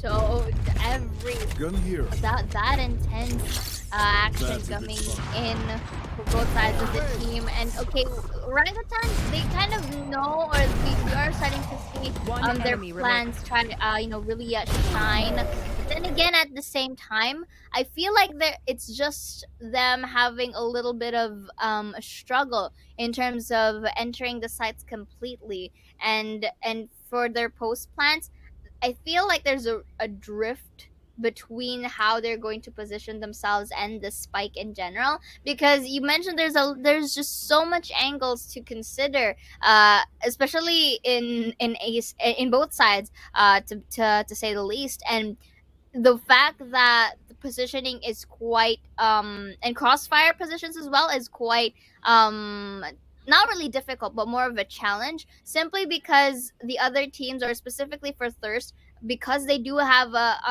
their high anticipations as well, hence why they're basically in 4 points right now, is because I feel like Orangutan here is just needs to at least solidify more in terms of their post plans, then maybe they can really end the rounds with an actual point. Because there are moments where it was very close, but Thirst is still, really clutching it out or stealing it away from them. So here, this time we're going to see a little bit of a default coming in from Orangutan, really getting from A main and trying to really estimate the situation. So look at this. That's a flash for both sides. But now, though, is able to get one down. That's going to be a smoke kill from Casper as well, seeing them through. But Casper here was able to, and the team was able to dwindle it all up to Wee as the remaining member. Spike Because, planted. again, other than weapon advantage for Orangutan, and they kind of literally just rushed into A main. Honestly, that was the best course of action. We were just talking about that in Yeah. the last round. Because when you think about Fracture, yes, rotating between A side and B side is not super far when you think about defense. But if you're able to grab two, and immediately, if you look at how quickly they can just kind of prepare for that post plant, they're pretty solid. Orangutan, I mean. So for now, Thirst, they're gonna have to anticipate that fast rush in, and I'm really excited to see that that timeout really gave so much value to Orangutan in terms of how they play. But in order to react to that, immediately look at that. Immediately moves forward. Ka-chow! Straight to her face! She eats all of those bullets. Afterglow waiting in the backside here. It's a very dangerous game. The door will close, giving her some breathing room at least, but they are not stopping the speed and the momentum. It worked once, they're gonna work on it again as Mythica null command is already there. Mythica planting out in the open. Jump Pip's waiting in case there's gonna be a shootout at door. It is gonna be a trade. Two people onto a long pop flash. Not quite enough to do anything. As Casper does find Afterglow. Sway finds Shabby. The revive will be coming in from Wee. One enemy remaining. The situation where Wee will be caught out as Sway with the op again. Not someone you want to have an encounter with. Ka-chow already just waiting here, waiting for that push. They do know that Dumpling is there. They have all the information they need, but Sway will be waiting with the op at the end of the tunnel. Very nice reposition from Sway as well, coming in as she hears the revive from Sage in towards the ropes. She immediately places her crosshair into that area, and right now this is actually a very nice attempt for Afterglow and the gang to try and dwindle the numbers of Orangutan. But then again, because of these information that are being given to Orangutan, you can clearly see that this time they managed to polish out slowly their post plant positions. They're not as greedy anymore as to try and play for those peaks, because they're starting to for Orangutan, they're actually recognizing the headshot capabilities of Thirst Red. Not only necessarily headshot, but more on the game sense that they have, and they kind of really thrive in it as well. So they were able to even out the scoreboards as early as now. So right now, taking a quick peek here, Shabby way. way away with an inch Spike or planted. with a centimeter to boot. But Afterglow will be taking Mythica down, and that is going to be paint shells to be thrown at as well from a main post plant situation once more. Uses the molly. I'm not sure if it's already fired, but right now, Ka-chow with the that's beautiful. showstopper. This is so risky. But for the likes of Thirst, they gotta enter now and goes in towards Lake and still gets Dumpling in the process now. Ka-chow C3 from drop, but Afterglow taps her down. It would have been a good opportunity for them to smoke, but they don't have a smoker right now. Do they still have time? However, but with the molly coming in from the brim, it's not gonna be enough. But still, no time to defuse rather, and that point was still in the hands of Orangutan. That was a very expensive round for them. Spike planted. Look at that. They were on Thrifty for Thirst. And look at how many kills they got in that situation. They almost managed to get an upgrade to bring it forward. But this is one of those rounds that were just too close for comfort. We always talk about how strength in numbers is Orangutan's strength. But in that situation, Thirst really knew how to isolate that. Fortunate whiff there. Forceway, the situation where it's a little bit hard as the utils come through. She had to reposition herself. Regardless, Thirst really liking how they are just so disciplined in terms of just holding, not too aggressive and peeking or just going too aggressive as Mythica flash. Getting value out of that. Tulis had to give up space there. Immediately Mythica is out. Tulis gets two! B. Those are very big picks from her as Japips. Waiting here in case there's something more pushing up. Just wait here. Does not spot anyone just yet. Ooh, right in the time as Dumpling moves forward here. Nade, unfortunately, doesn't really hit the mark. As they're just still playing for time. But the Orbital Strike gonna be moving them out of the way. Artillery still wins that as a 3K in the pocket as Casper gets 2. 1 call at in the pocket as Afterglow not able to get that value as Casper with 3K already remaining. sway. It's caught out there by Wee Wee. 1 versus 2. Shabby still waiting. 30 seconds Penty left. here. Wee Wee is already pre-aimed. Oh, Casper walks straight into that crosshair. that was so beautiful from Riwi. Very much anticipated to where the her cross is at. Ratatouille, however, has been very much popping off as well for the team.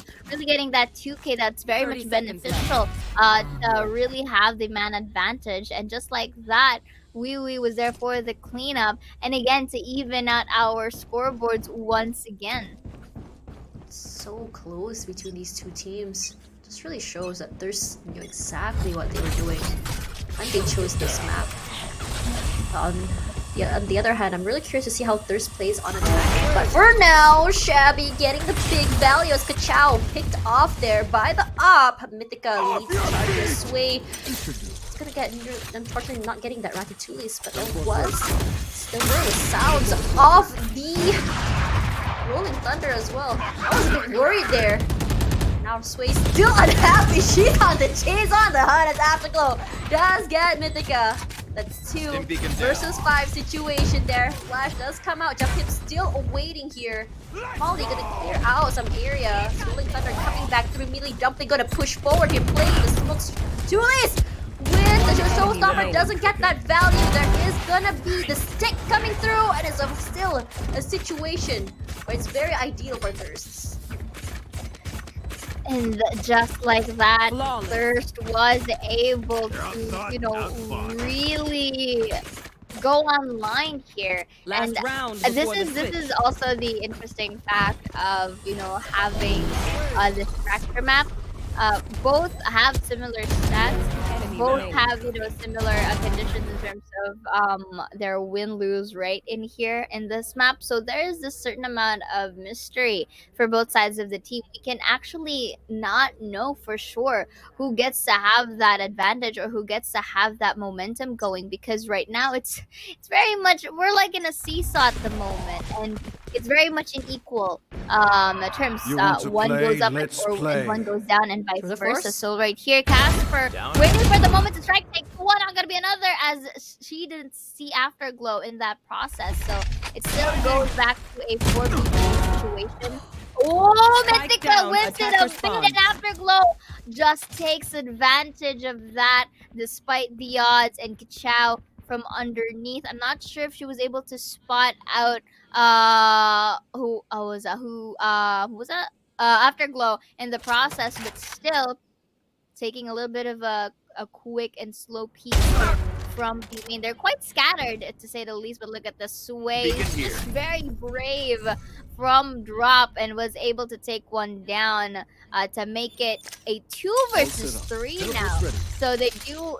The thing is, the Spike is also left at spawn. So at this point, they're just hunting the members of Thirst, knowing that they tend to have an aggressive play. This really works out for them, playing for picks. Hips! Runs forward! 30 No seconds way left. she did that! No way! She won that regardless of sway. 3K in the pocket. Playing for picks. Orangutan's Switching strategy or re-strategizing worked so well in their situation. Isn't that kind of like an interesting? Every time we see Orangutan re-strategize, the next round we immediately see a reactive 30 seconds. re-strategy coming in from Thirst as well. Really shows what they can do on this map.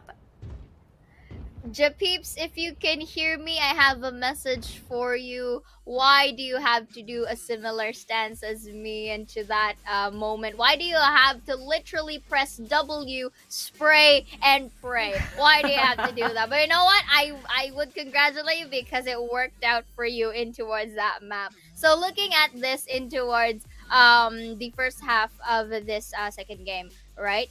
6-6. So this is basically similar to the game one that we had from earlier. So the difference is in terms of Icebox, it's quite determined to who's at an advantage point because Orangutan had a fairly good stats into their attacker's side. Right now here, it's still, again, I mentioned earlier, it's a mystery since both of our teams have similar performances at the moment, but with a different take. So we are seeing that Thirst really is group oriented or team oriented, that they don't really go on sites alone. In fact, Orangutan, on contrast, they do have flanks that can try to keep the monitor or give them information to wherever Thirst is at, and they kind of like capitalize on that information.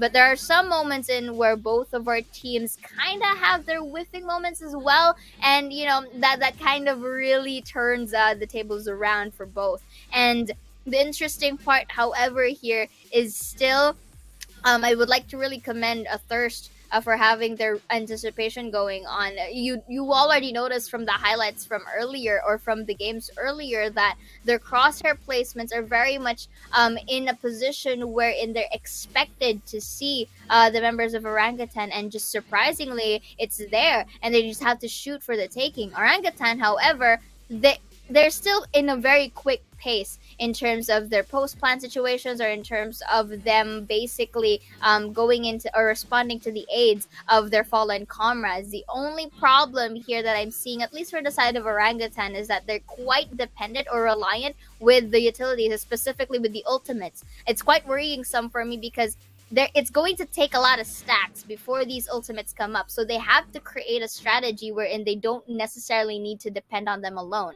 But Tash, what do you think of Thirst right here? Since this is a very balanced halftime, what do you think Thirst should do so that they can really have this advantage come in their attacker side? For Thirsts, I'm just really liking how they react to Orangutan, and I would say just keep doing what they're doing.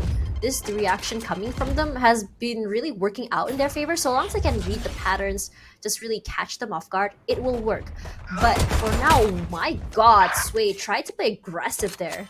It's a trade on trade there. I wouldn't say it was worth it because it was a 1-for-2 situation. But for now, Casper, Spike down. the Attacker corners spawn. will be winning that. But Shabby was ready I have for the her spike. teammate. Spike is there for her. 2-on-3. Japips only half HP left. Dumpling coming from the other side. Picks are still happening here as you kind of find them in a situation that scattered Ratatuli's that beautiful reposition that saved her. For now, there is going to be a plan here One from enemy Shabby. remaining. Ratatuli's trying to find those corners, clearing that out. Dumpling from the other side. They do know that Japips is coming. So that does get flashed out, but Shabby was a little bit too fast. Beautiful crossfire.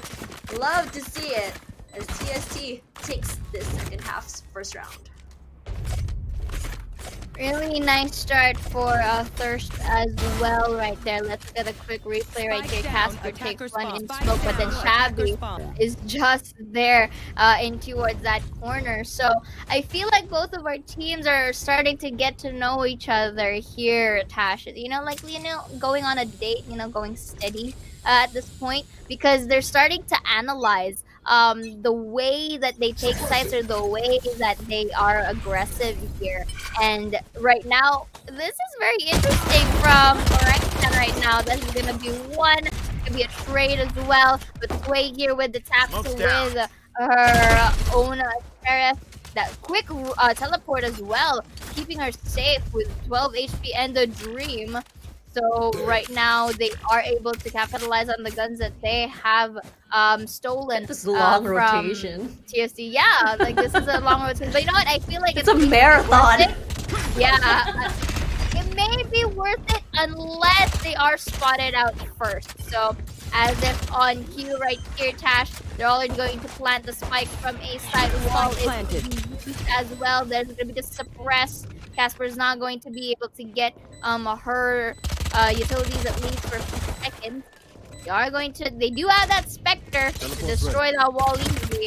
Let's see how they're gonna fight it up to Peak. He's able to take down Ooh, Shabby Afterglow Afterglow. for the trade. One Only enemy Jeff Peak remaining. is the only member alive, taking advantage of Afterglow, who is stunned right there.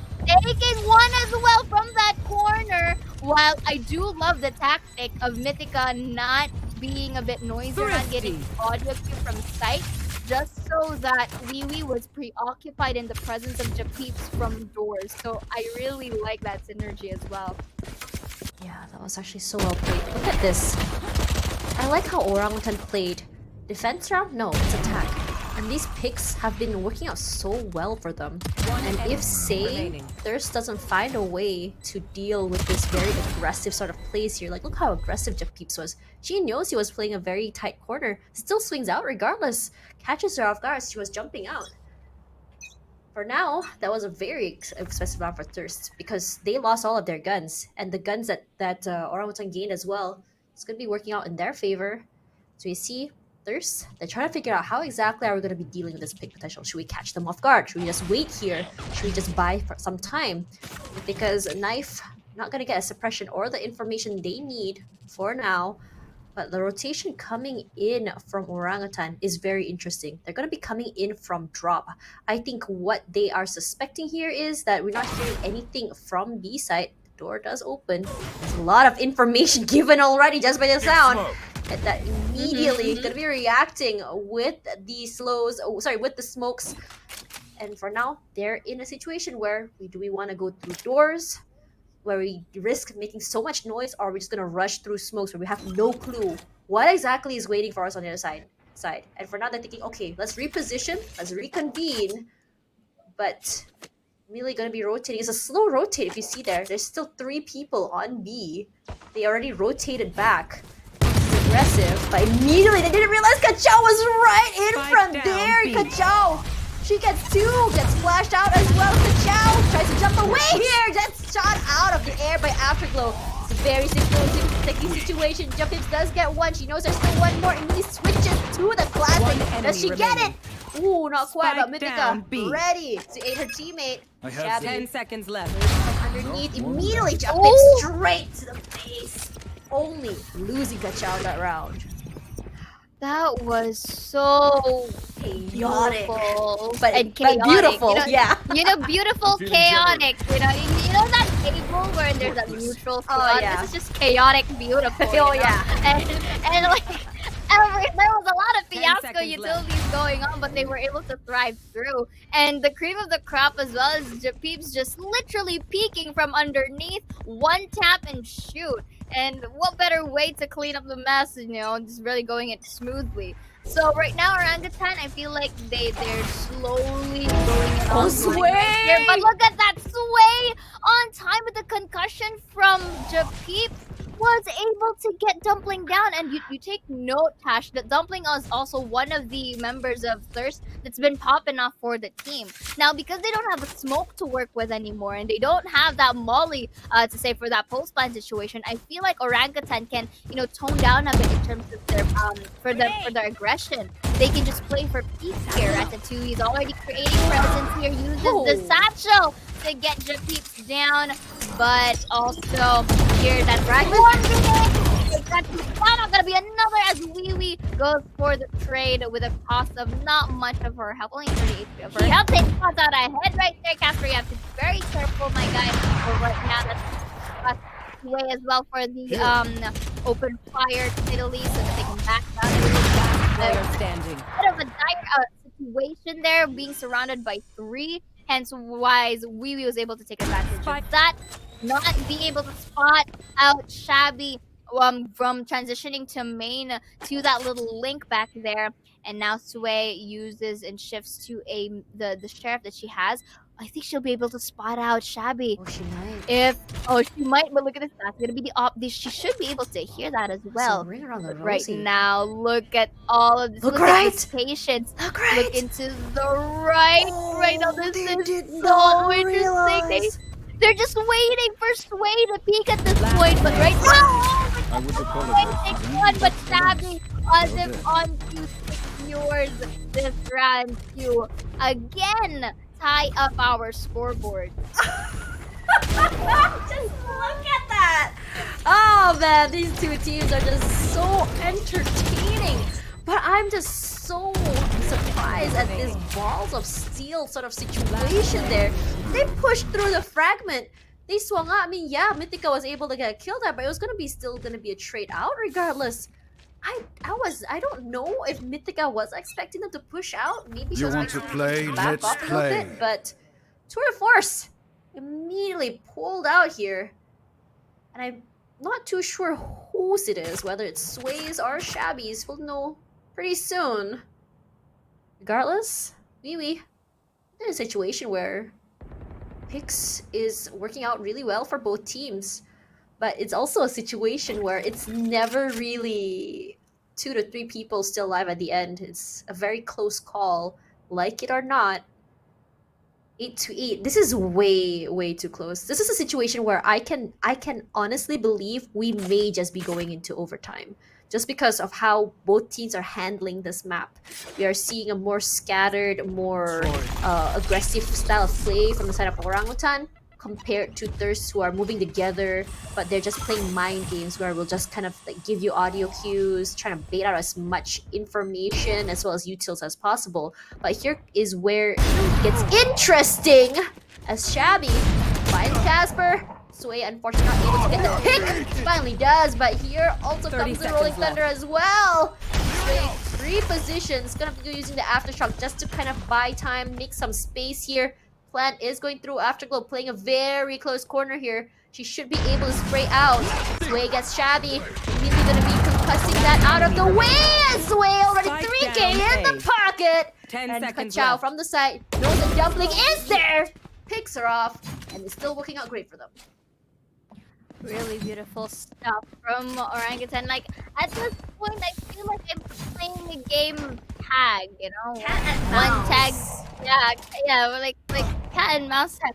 Like, the thing is, like Dragon we are able to up 5 with seconds them left. having this advantage. I feel like they can be able to, secure this. But then again, Thirst, with their literal ability to thirst for this, for the points, to even everything out, I feel like they just, if they do win out, let's say 3 consecutive rounds, to say the least, I feel like in terms of momentum, they can be able to pop off from it. But the clutch capabilities of Orangutan, you don't really want to neglect that fact, simply because if they do clutch and then there's a different round, there's a new round, they have the tendency to win that. So there's a lot of situations that vary at the moment that we have to consider, because again, anyone can win this match, Tash. Yeah, it's honestly so close between the two teams. I wouldn't say their playstyle is similar, but it's like almost like a kryptonite for each other. So that's why it makes it so entertaining. But for now, Thirst not giving that. They were able to equalize into the score, but this time around they weren't able to bring it back. So Thirst just now immediately called for that timeout, just not to give Orangutan that momentum they want to move forward is number one. Number two, they have to figure out what exactly they did wrong in that round because they don't want to be caught off guard again. But I mean, look at how many utils are already thrown out and how much information is already blocked out. They had the slows, they had those smokes, they also had Kachao with the pain shells just to kind of shoot them out of the way. Meanwhile, Plant is coming through. Orbital Strike gonna delay that for a little bit. Jeff Pips is waiting. Immediately, flash coming through Ratatouille's gonna have to wait here. Immediately, whiffs not quite, gets jump hits. He's spraying out here is Casper. She does have the upper hand in terms of the guns. Pick off someone right there, not quite able to get her counterpart. But you also know that Chow is already with the showstopper. Gets Shab Afterglow. That's remaining. 2. Actually, no, Wee gets 2 with the Sheriff nonetheless. Situation here, only Sway is alive. And go for picks. This is one of those situations I said just now. Even though it's a thrifty round, it still costs Orangutan quite a lot of money. And it's so shocking just because in terms of gunplay, in terms of gun situations, it's just a little bit better on Thirst, but Sway finds Dumpling.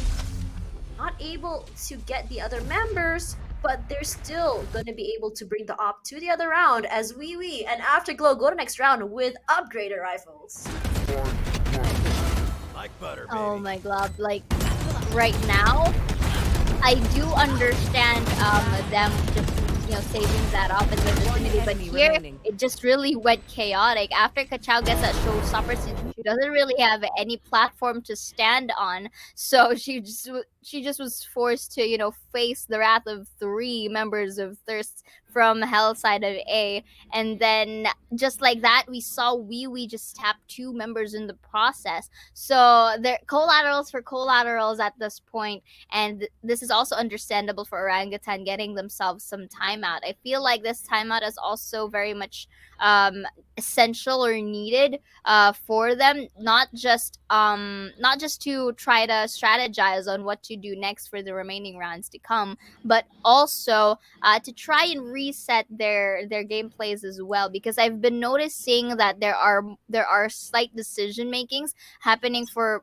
not just Orangutan alone, but also for Thirst as well, that there are some decisions that tend to be a little bit disconnected from the group or from the team. So if they are able to repolish that out, at least specifically for the side of Orangutan, I feel like they can have the advantage that they've been wanting or they've been needing. Because in terms of aim, both of our teams have it. But I feel like in terms of timing is where things, really falter off. And surprisingly, Thirst is, thriving on that factor. Yeah, it really shows in terms of that. But talk about Thirsts. 3 Malaysians, 2 Singaporeans, the ultimate MYSG team. But when you think about it, not every single, it's not there. I would like to say like, okay, they're a little bit inexperienced when it comes to tournaments. Not so much. So players have played in Game Changers before. This is their first time together, rather. And to think that they already have this much potential to play together. A plant already deployed. Please, gotta find a way into sight here. It's still a 5-on-5. The matter of fact is, how are they gonna do the retake? Sway still waiting here. This is a very bold move, pushing out. Immediately gonna be going with the Rolling Thunder as Dulis gets 2! That's big! And for now, Sway trying to get those picks, unfortunately not able to. Repositions, does find Shabby or the Dulis with 3. Kachao does find Afterglow in return. 2 on 3 right now. Sway pushing up, Sway finds 1 more. Wee wee. Finally put Sway in her place. Quite able to seal the deal as 10-9 Thirst take the lead. Denies the ace by Sway, but Wee cleans up the place. And again, we've been seeing such nasty plays for both sides of the team.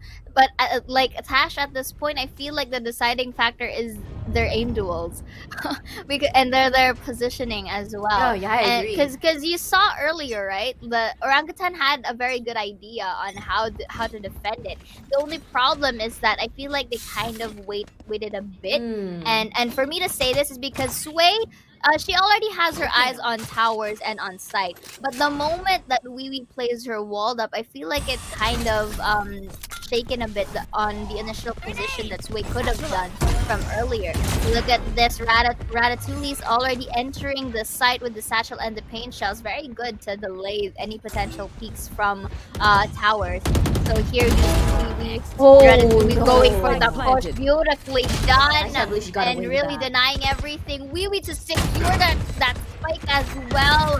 Very good synergy again. Ratatouille is just popping up at this point, really anticipating their Player location. But that's gonna standing. be one. Mythica will not see the other as Shabby goes for the shutdown. A little bit of a miss there coming in from Casper, and they decide, you know what, let's just save the op. But the hunt is here. Shabby takes a peek, but Casper goes for the kill. And now look at this. Look at how Wee Wee and the gang just run straight towards their spawn, and really try to deny actually try to deny this op, which is quite understandable. So there's no choice for Casper to just stay in the middle sides of the lane, try to not be caught up until the next round appears. So just a quick replay of it all. Ratatouille is not just being able to get through space, but Player also standing. those necessary kills for them to control and take hold of the sites. I'm just surprised for Ratatouille. She got away with that, especially against someone who's already holding angle. Really caught them off guard. I don't think they were expected to just run out.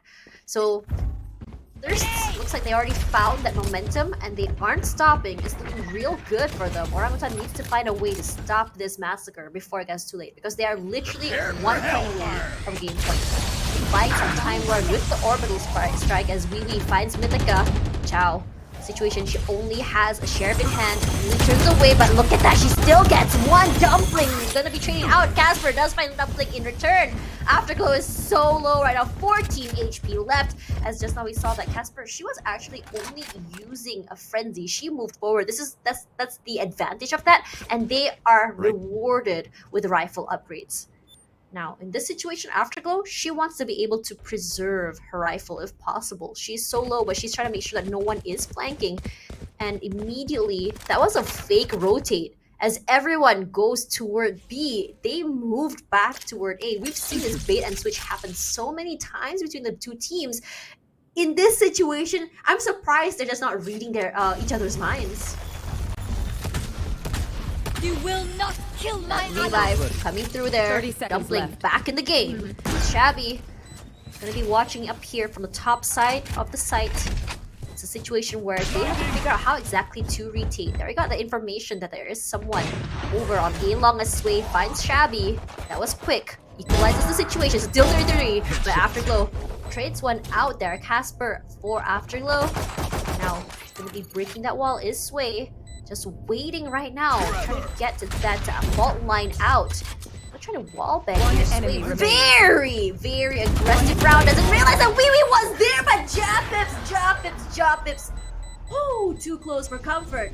She's gonna get a defuse regardless. So it's 10. Defeat, slowly but surely. She's like the Dark Knight, Batman. Fear me, like that. Because you know that Japeepsis has the capability to pop off, especially in the times that you don't expect. Look at this. She was able to get one down. There's a trade from Afterglow, but then again, her prowess in these aims are surreal. That's very beneficial for the team, and I like it as well because Orangutan, in retrospect, they have the capability to give space, not just for the duelists alone, or not just for the other teams alone, but individually as well. And for the side of first, you gotta commend Ratatouille for this. There's a reason why she's called the duelist for the team, and she's actually living up to the name. Japanese, however, down, takes B. one. I may have greeted her once again, and Dumpling and Afterglow takes kills of her own. 3 versus 2 versus 4 this time. And I feel like this is gonna be another tie matchup, unless of course there's the capability. Ratatouille's Frugalo gets one. Pachao for the shutdown, but it's only her and the world. Caught out the arm in towards that box right there. It's the showstopper and Satchel, but Dumpling takes her down. But of course, with her as well. But this Match is point. a match point for Thirst. 12 to 10. Looks like unless Orangutan finds their way to go overtime. It's a sticky situation. I have to say that Ratatouille is great at reading where Sway might be. She was pretty much ready, and on top of that, because of her great aim. It always, in a lot of situations, you find her just outgunning an Opper in a way that Sway is just not able to react fast enough to that. For now, Sway, she has her eyes over on A side, just trying to They see if found my anyone trap. would be pushing forward. She is gonna know that someone is there. Trademark does just pick off somebody. Casper, she's playing very aggressively here, but isn't able to win that duel. Shabby takes her down. You can see there that rotate on rotate is a situation where it's very hard for Orangutan to really know where exactly everyone is as Sway finds Shabby in return. Repositions as Ratatouille is coming in from drop, and they don't even know. Try to catch off guard here, but Japips has her eye on there. Immediately finds her orbital strike just to clear it out, but immediately gonna throw out the fault line here. And there's gonna be as well that Rolling Thunder. They know exactly where she is. Sway is so low right now. They're all just bottlenecked here. Plant is still going through regardless of that knock command. It doesn't really matter. For now, there is gonna be a return, and they're gonna just rush forward. Wee Wee, what are you gonna do? You still win this Afterglow as well. Kachona's got Afterglow in return. Wee Wee, you're alone. You still get one. Kachao still wins, but doubling Attackers win. seals it. 13-10. Every round was a close one. Thirst takes map 2. That was such an intense fight for both sides of the team. I mean, we did mention it earlier, the amount of mystery is in there, but then again, Thirst Red was able to thrive into the remaining rounds that we've had into that game. Notice how from halftime up until 10, they were able to tie out their points all through. And I feel like the breaking point for the side of Thirst here was just literally sticking to their guns. You can say, like an Ube strat, like the ultimate bonding experience. If I will quote co-caster on that. But then again, they were able to really do their stuff right here. And let's look at the quick rundown of the stats, Tash, if you may. It was just in a situation here where Ratatouille's was just honestly popping off. She was getting so much value in every round. I'm not surprised that we're seeing 21 kills in her pocket. But in contrast, Sway with 26, her pickoff potential has been phenomenal. It's just a situation where if she was met with Ratatouille's, it's just that her Ratatouille's was just a little bit faster on that first contact. Regardless, when you look at the other members, I think both teams performed very well. It's a lot of situations where we see, in terms of how it goes, it could have gone either side. It's just so close for comfort every single round. But I'm wondering what exactly happened in that last timeout for Thirsts. For now, in terms of damage, Orangutan takes the lead by very little. But headshot-wise, Thirst still win this. Frag wins as well, so the objective's still on their side.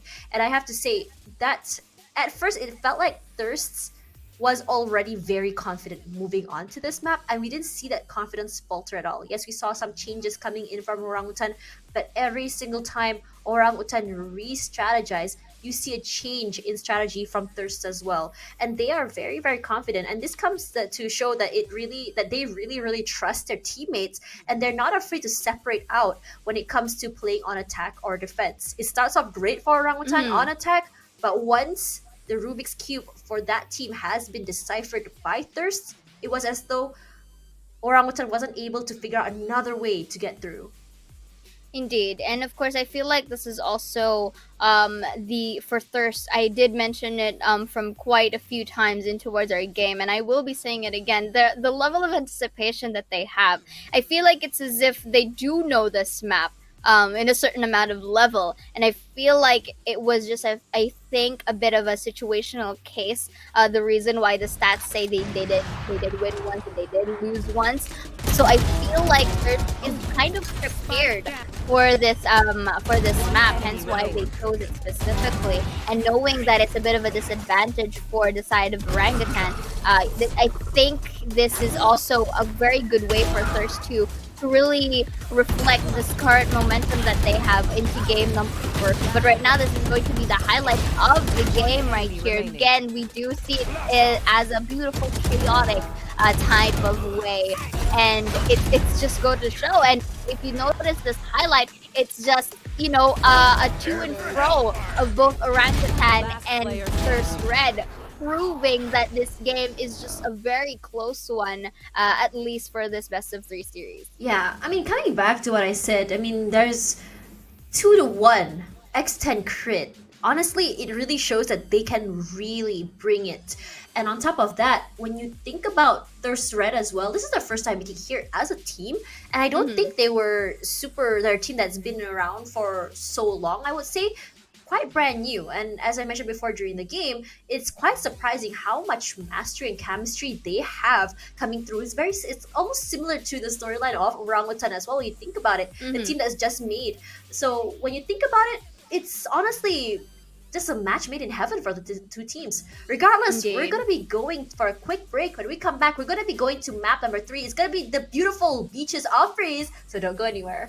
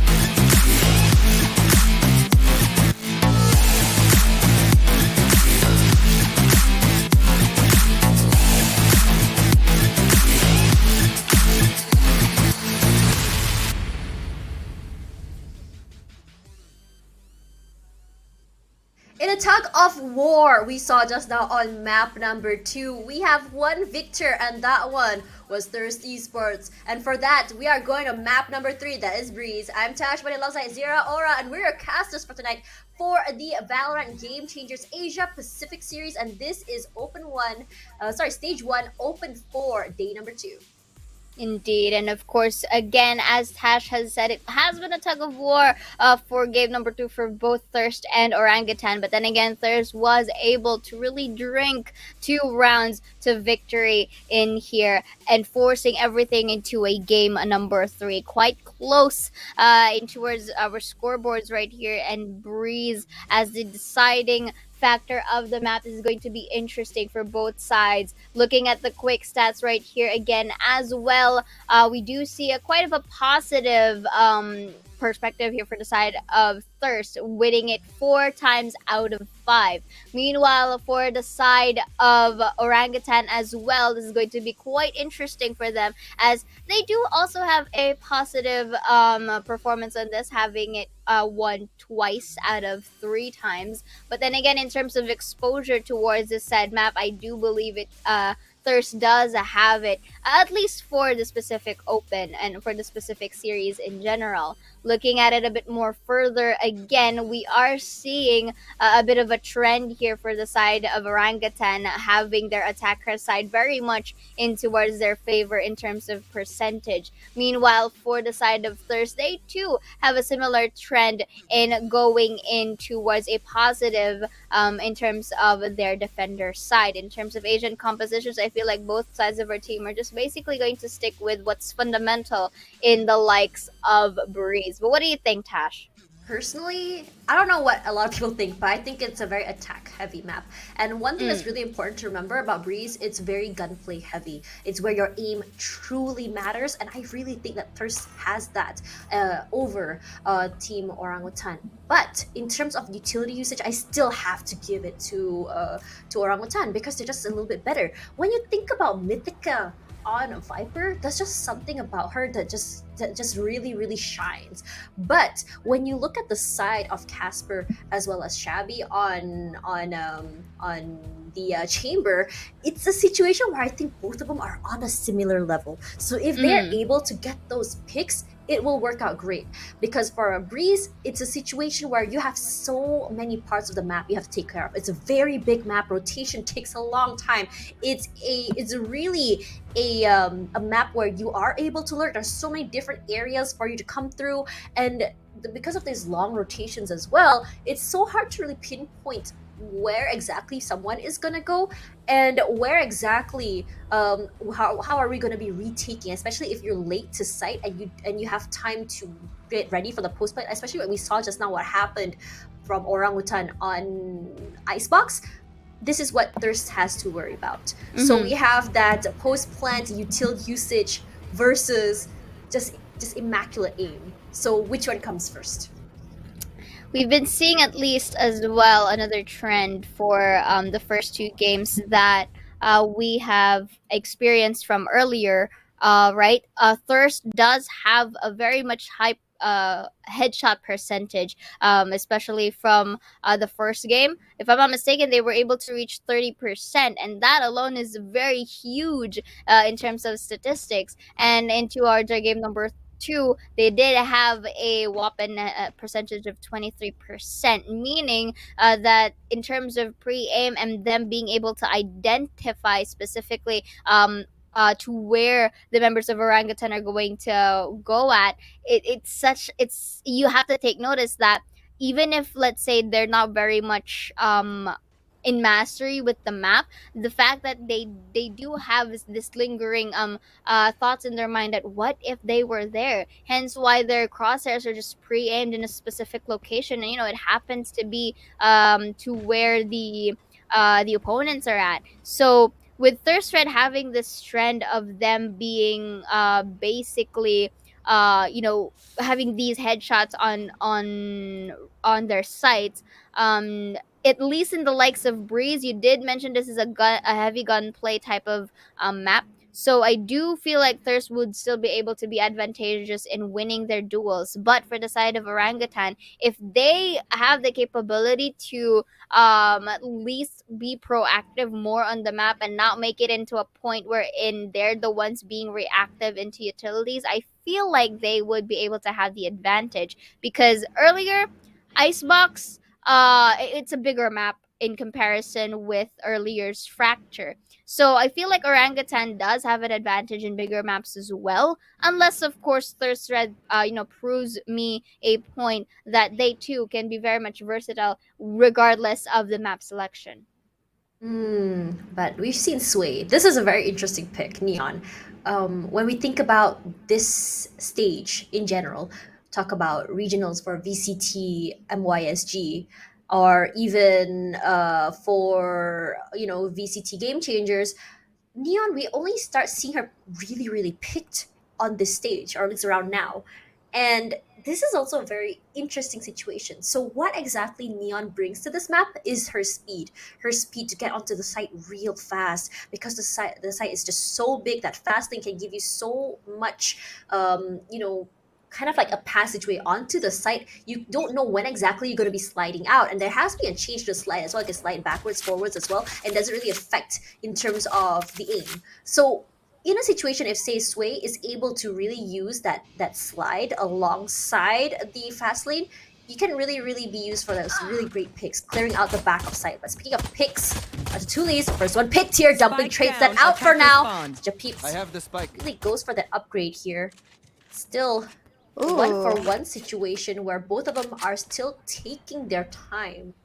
Usually for round number 1, we start seeing like a little bit of a fast pace for both teams, but not for these two teams here, as they try to at least get some leverage on top of each other. Not exactly knowing how exactly, trying to get a read on each other rather.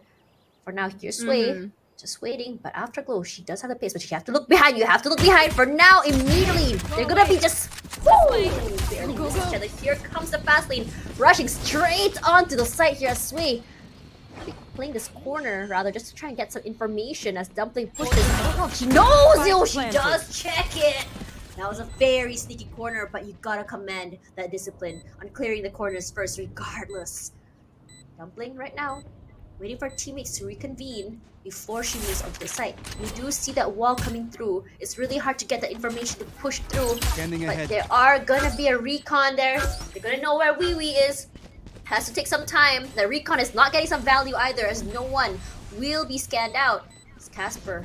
This angle here. Dumpling moves forward as Mythica does find Shabby. Japips trades out with Wee Wee, but for now he needs less timing! But timing will not bring her down as Mythica tries to save her teammate, not quite though. That was actually good, again, discipline for the side of Orangutan back there.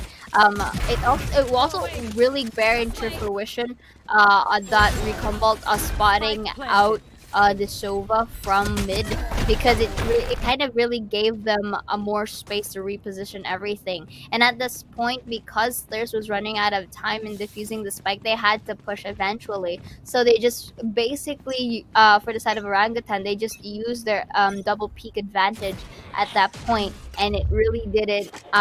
It didn't really make much for Thirst, at least in that first game. So Shabby spotting out many in towards Metal. Very nice teleport, but does not really dig anyone in the process. But look at this. That's a little bit of a tap right there. Kachao with the Bulldog was able to get Shabby down. Sway again with a trade of her own from middle doors. Again with the walls also up there. Really nice sense in towards Metal switch. Beautiful crossfire from Kachao and Sway, dwindling everything to Dumpling with a shorty and a dream. And speaking of dream, Sway already there concussed her in the process, but still gets Sway with that shorty, keeping the dream alive with the triple pick. Don't pick one by one there, but Casper cleans it up, getting their second point. Wide swing. It gave that advantage for them. I really gotta say, that hall control was just so good.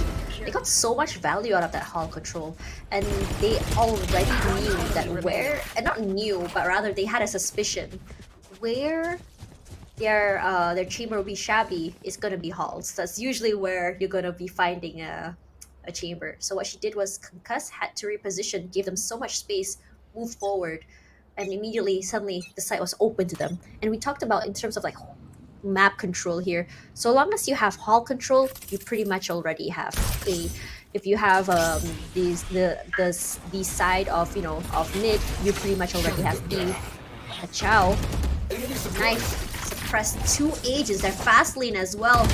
Lee Sway not able to get that value she wanted from the slide, but there is Kachao to trade it out in return. Wee play back on site. You're just waiting, but Mythica was waiting as well. 70 HP left. She's still fairly healthy as the plant will be coming in from Kachao. There's still a situation where it's a 2-on-3. Shabby and Afterglow, they're coming in from two different areas. They know where Afterglow is gonna be, but that orb is not gonna be getting anything. It's hard, but Shabby will be taken out by Japips. That rifle giving them so much value as Afterglow does get one tap to the head. Kachao pushed out of the way. Afterglow ain't so much damage. She gets 3 in the pocket. Now it's a one-on-one situation here. Japips lingering around Rosie. Just buy some time. Recon will find it. Just wait for now. Japips immediately that headshot. We get round number 3. Tips just taking advantage of all the skills and utilities that she has to put everything into her favor. So looking at this right now, Orangutan really has their footing a little bit, at least bit by bit right now. And so look at this. We do see Afterglow getting that suppressed, but with the help of that recon vault, which was so vital into detecting Afterglow in that area, Japips was able to literally just turn around from the lighthouse and to really get that kill going. And here, once more, another attempt for the side of Orangutan to just take A. I feel like everyone is suppressed here from the Chow, and because the gun difference is seen, look at this, they are easily being able to enter the site quite smoothly. Spike is going to be planted in the right side of the pyramid, and now it commences the post-plant situation. Sway, however, already in mid, aiding Casper. But Shabby from behind takes it down. Afterglow, they kind of depended too much on this middle take right here. Spot one, it's gonna be another here, but there goes the commitment. Orangutan may have had a little bit of miscommunication back there, and that's gonna be a thrifty for the side of Thirst.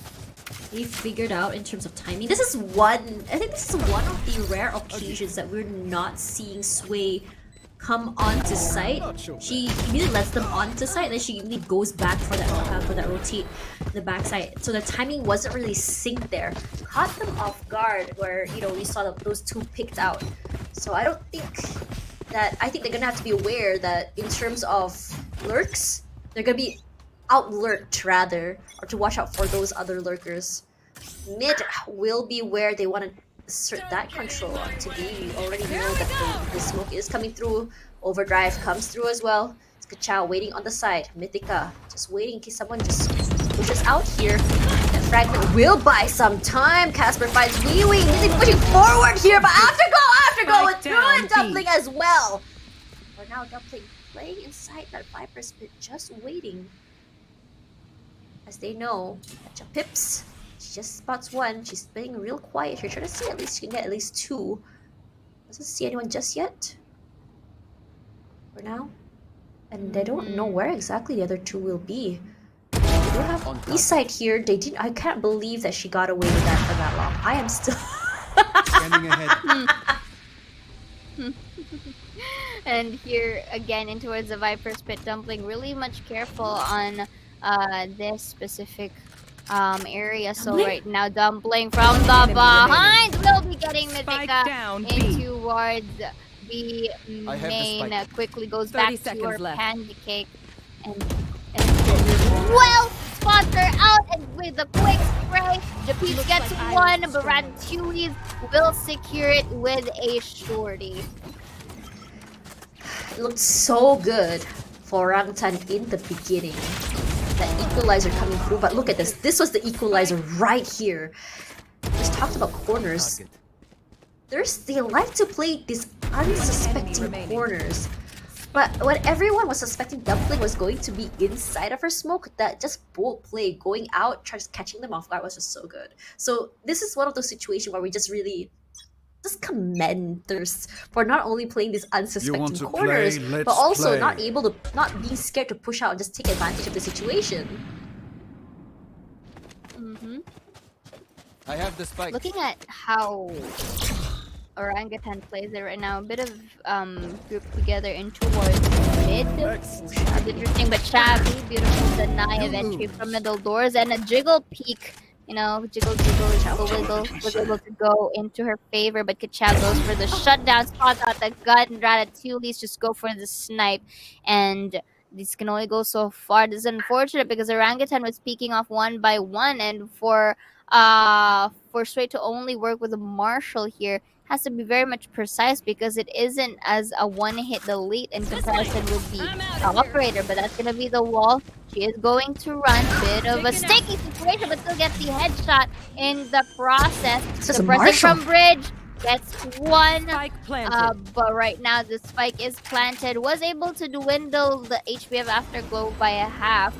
And there's gonna be the drone this time around. They're just waiting for a cave. I feel like a double peek situation, or at least double peeking for defuse, and it would work.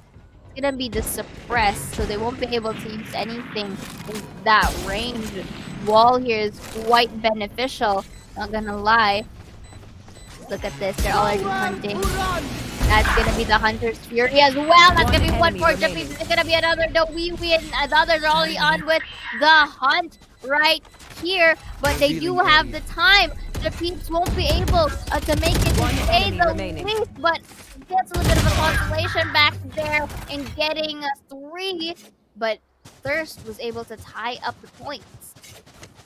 It's an unfortunate situation there. They were forced off the site. They thought they could play that situation, but this is one of those moments where you start to wonder.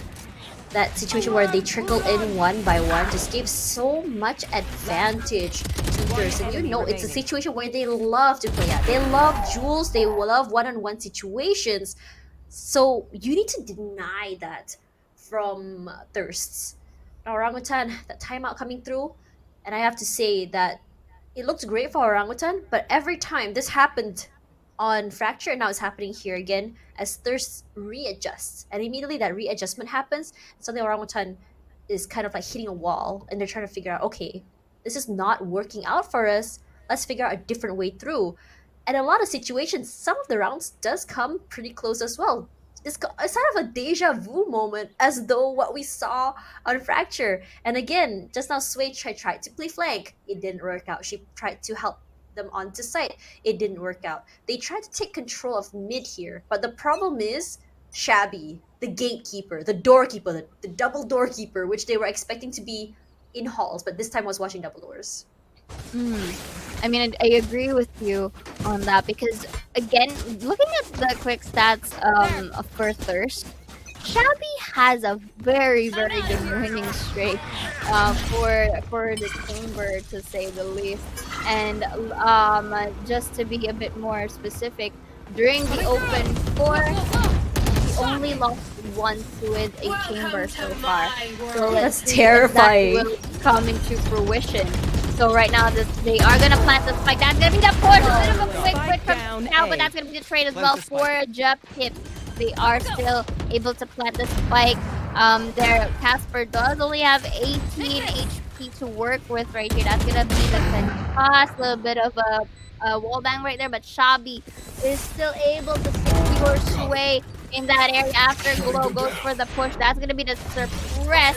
Will be spotting out too, pretty sure, but Mythica plays around with her pancake, but Wee for the trade. And that's gonna be the fake Revealing area. Is that gonna be the recon vault? They do know that someone is at cave. The ping is a bit wrong. That's gonna be one, but we will secure. And that's gonna be the 4th point for Thirst. And just like that, they were able to one-up Orangutan at least by a point. But I guess it's still too early to decide. But if this streak goes on for Thirst, I feel like this is going to be quite a good sale for them. Yeah, Thirst is definitely the team that moves on. seen it happen on Fracture. A little bit late, but it still was there. For now, it looks like they aren't stopping. And in a lot of situations here, Orangutan had to give up sight. They weren't able to really prepare for that post plant. So like, okay, let's play from long. And a lot of situations when they play from long, they would play from cave, they were denied not only vision, but also they were in a situation where it's hard for them to really figure out where exactly everyone is. For now, Wee spots out elbow. They do know that Wee is there. They can just swing in together, but Sway was ready. Punishes her for that. For now, it's a situation where she's just trying to make sure that she can get onto site properly. But without Wee, it's going to be a little bit more easy, rather, for post plant because they can play behind the smokes. You're not going to get any recons out of that. But if you look at Ratatouille's, she also has Blade Storm. And as for the other side, for Orangutan, they got no ultimates to kind of like to equalize anything. So they have to rely on their instinct, on their gunplay, on their ability usage. But this slow sort of pace is great because that noise cut is great as well. It keeps the team, say, thirst on their toes. But if you look at how they are, they're not the kind of team to kind of like search around and overpeak. They'll just wait. left. They'll only react, and that's honestly a great thing. Sight really taken here after going top flash moves forward here, but Japips was ready. She knew what was happening. Japi from the side here immediately finds Casper. Immediately they're gonna be playing from the side of caves again. Shabby moving forward here. I think she's very aware that she's over there. Kachao ready to get it immediately. Gonna be doing a fragment there just to buy some time, buy some space. But for now, they're not gonna be spotting out the other members. Definitely moves forward here immediately. Kachao finds the Tulis. No knives for you and Japips. Gonna be able to find Dumpling in the end, and they finally equalize it, and it's working on their favor.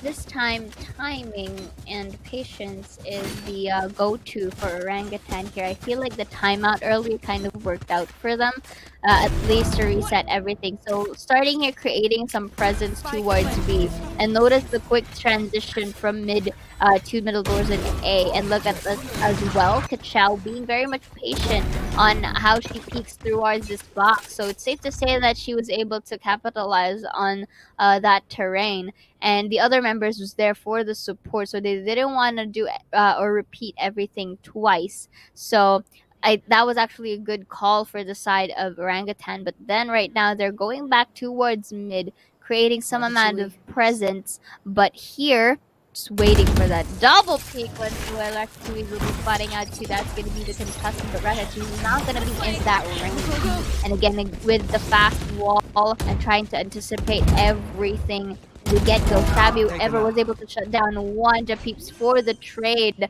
Now that Shabby is gone, let's see how things are gonna come from in here. That's gonna be the suppress, if I'm not mistaken, in the likes of Afterglow. Oh no, not really. And actually it's from Kachao. So right now, because they're suppressed, a little bit of a delay and push is gonna happen because they won't be able to use their skills. But here, Casper very in that box gets one, but Wee takes two for the trade. Oh and the my flash God, here, a Wee. little bit of the timing not good in favor of Kachao there because she was flashed, but kind of wide peaks only to her demise as Wee spots them out. Casper tried to give them a taste of their own medicine, playing that unsuspecting corner. But you can see the reaction from the teammates there. See, it's a trade on trade in the beginning, but look at how they move together here. Immediately needs to. It's hard for them to really react to anything. I have to say that immediately as the numbers dwindle, you can see the confidence from Thirst really coming through. And that confidence, I believe, just really allows them to end rounds very safely, making sure that they survive in numbers. For now, Orb immediately gonna be set down here. So Ratatouille's very aggressive angle there survives as she dashes away. She does spot out one. I'm not sure if she spots out Mythica there. She was playing a close angle. For now, we are going to be seeing Orangutan just kind of like pressing the brakes here as they say, okay, we're going to try to figure out how exactly we're going to go for picks. Because we're getting picked off. Let's see if we're able to do that in return. for now, we saw that reaction that we talked about coming in from Thirst, where mid just now where Riri got knocked, immediately Elise was there for the peaks just to get some information. She didn't over peak, she just reconvened with the teammates. As for now, it's gonna be Sway coming forward here as Afterglow is gonna be knocked out by the fragment. Chow will be the one doing that. Dumpling raise out the Casper. Dumpling, can you get two? Not quite, as she tries to stop Sway. She does! Dumpling already has three! Jump Hips gonna stop that from happening. Still a 2-on-2 situation. Jump Hips took some damage, had to reposition. For now, Deploying drone. off the owl drone, trying to find out where exactly they're gonna be tags him, 30 tags seconds her rather. She knows exactly where Shabby is, tries to wallbang. She takes up so much damage. One shot on all they need, 7 HP left. But that's the same for Shabby, isn't it? Shabby! Not quite enough to do anything just yet as Japip seals it. 3 in the pocket for her as the Equals score 5-5. A good precision as well for Jim. Using the drone from the back side of that wall, and once spotting Shabby out, she immediately retracts the drone and just transfers to a different location. Dumpling, however, was able to pop off, getting 3k for Team Thirst up until the time where the double P capabilities happened, and because Japeeps already know where Shabby was, which is through arches, she just signals her other member that, hey, let's just go and double peek them from here. A little bit of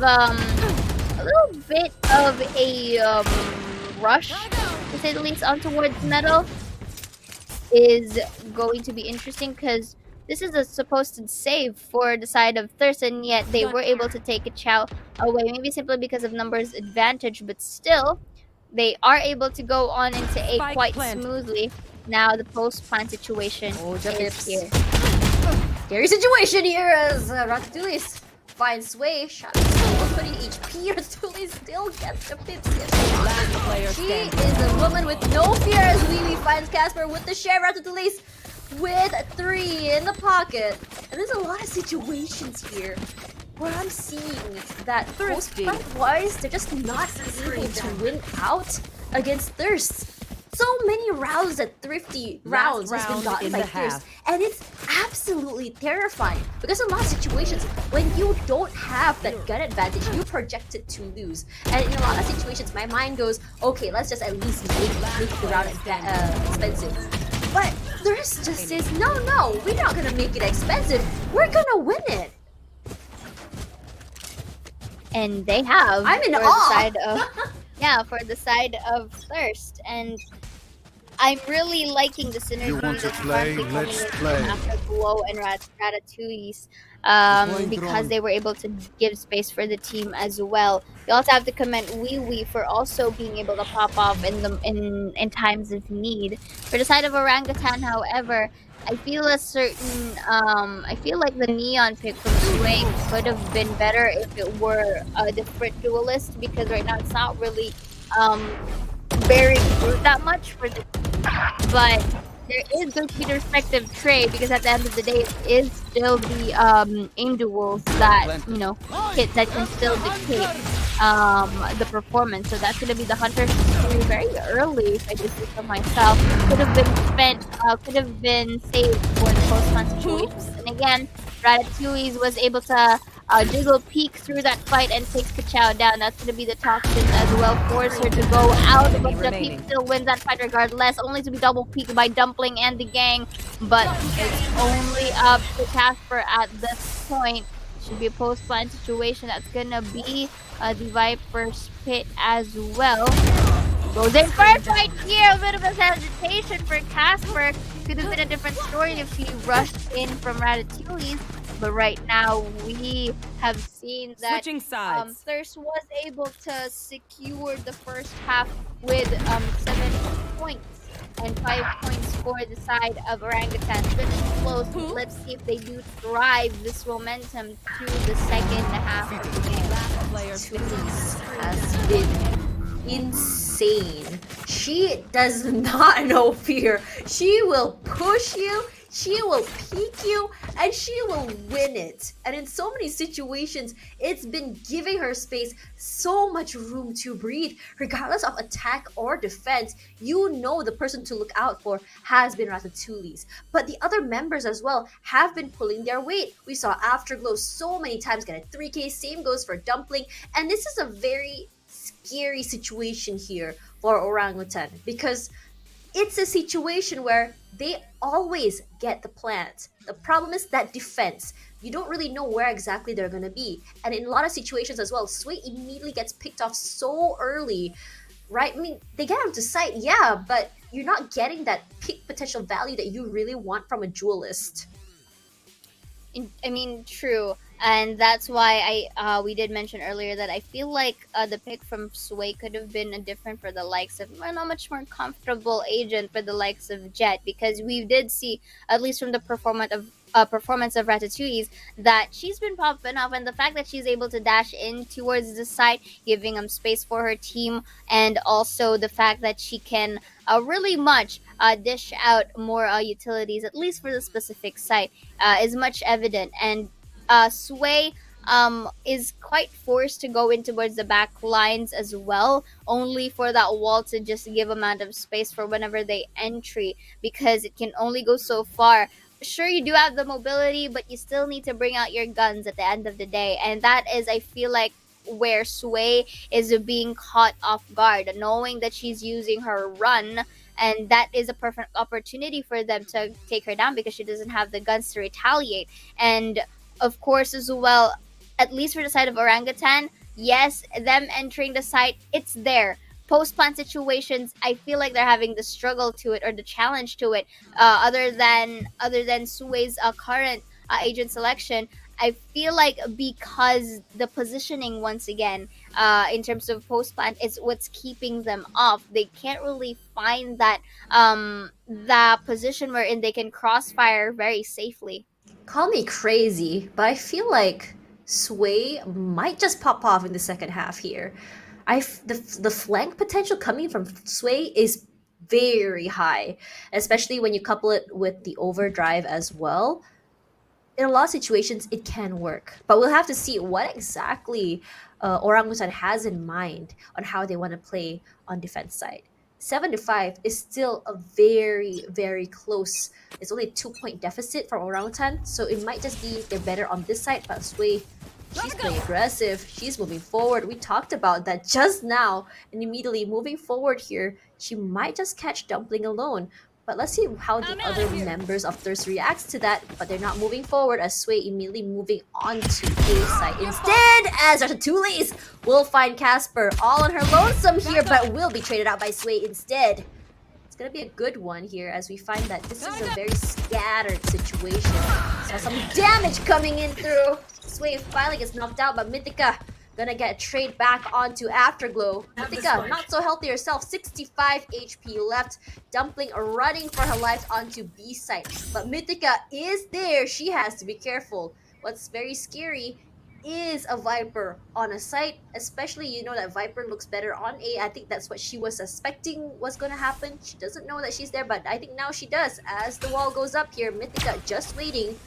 Does not get spotted out by the recon ball, but they do hear her bullets.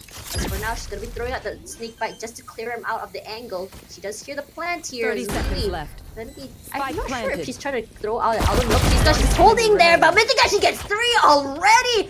2-for-1 situation here as Dumpling equalizes that, but Orangutan wins with 2 members still very much alive.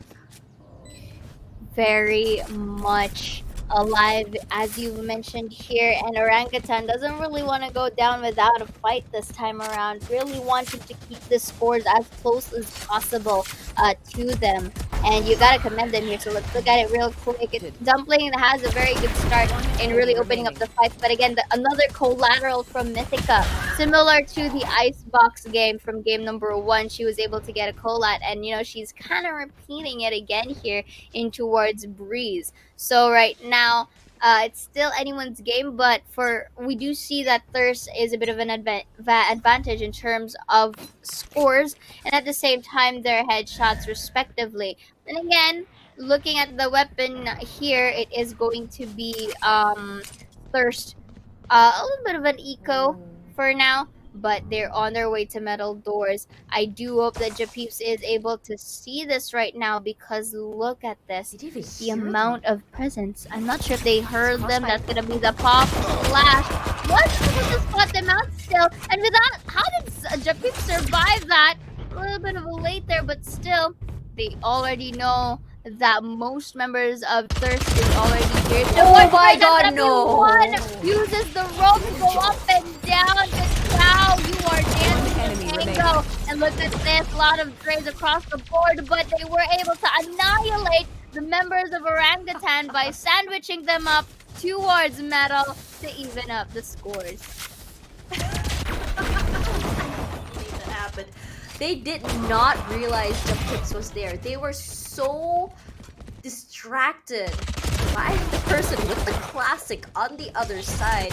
And suddenly there's two people there. It was a firing range here. It's a very narrow area. It's hard for you to move. And when you give a team like Orangutan situation where they're able to move back and forth, up and down, repositioning themselves, it's a situation where we saw this now. Regardless, it was still a full eco round for Thirst. So I think they're just trying to get some information at least there, or just trying their luck. Not too sure. You see the change here, really coming into the mid this time. Shabby, they did not realize that wall was used against them. Here. Suddenly, they do know there's gonna be someone coming in through. But there's something the fact that you already know that it's gonna be the Viper's speed as well. Ratatouille is not too sure if he got those feet there as Casper waits right now, but Ratatouille does find a chow. Japips trades out with Ratatouille's.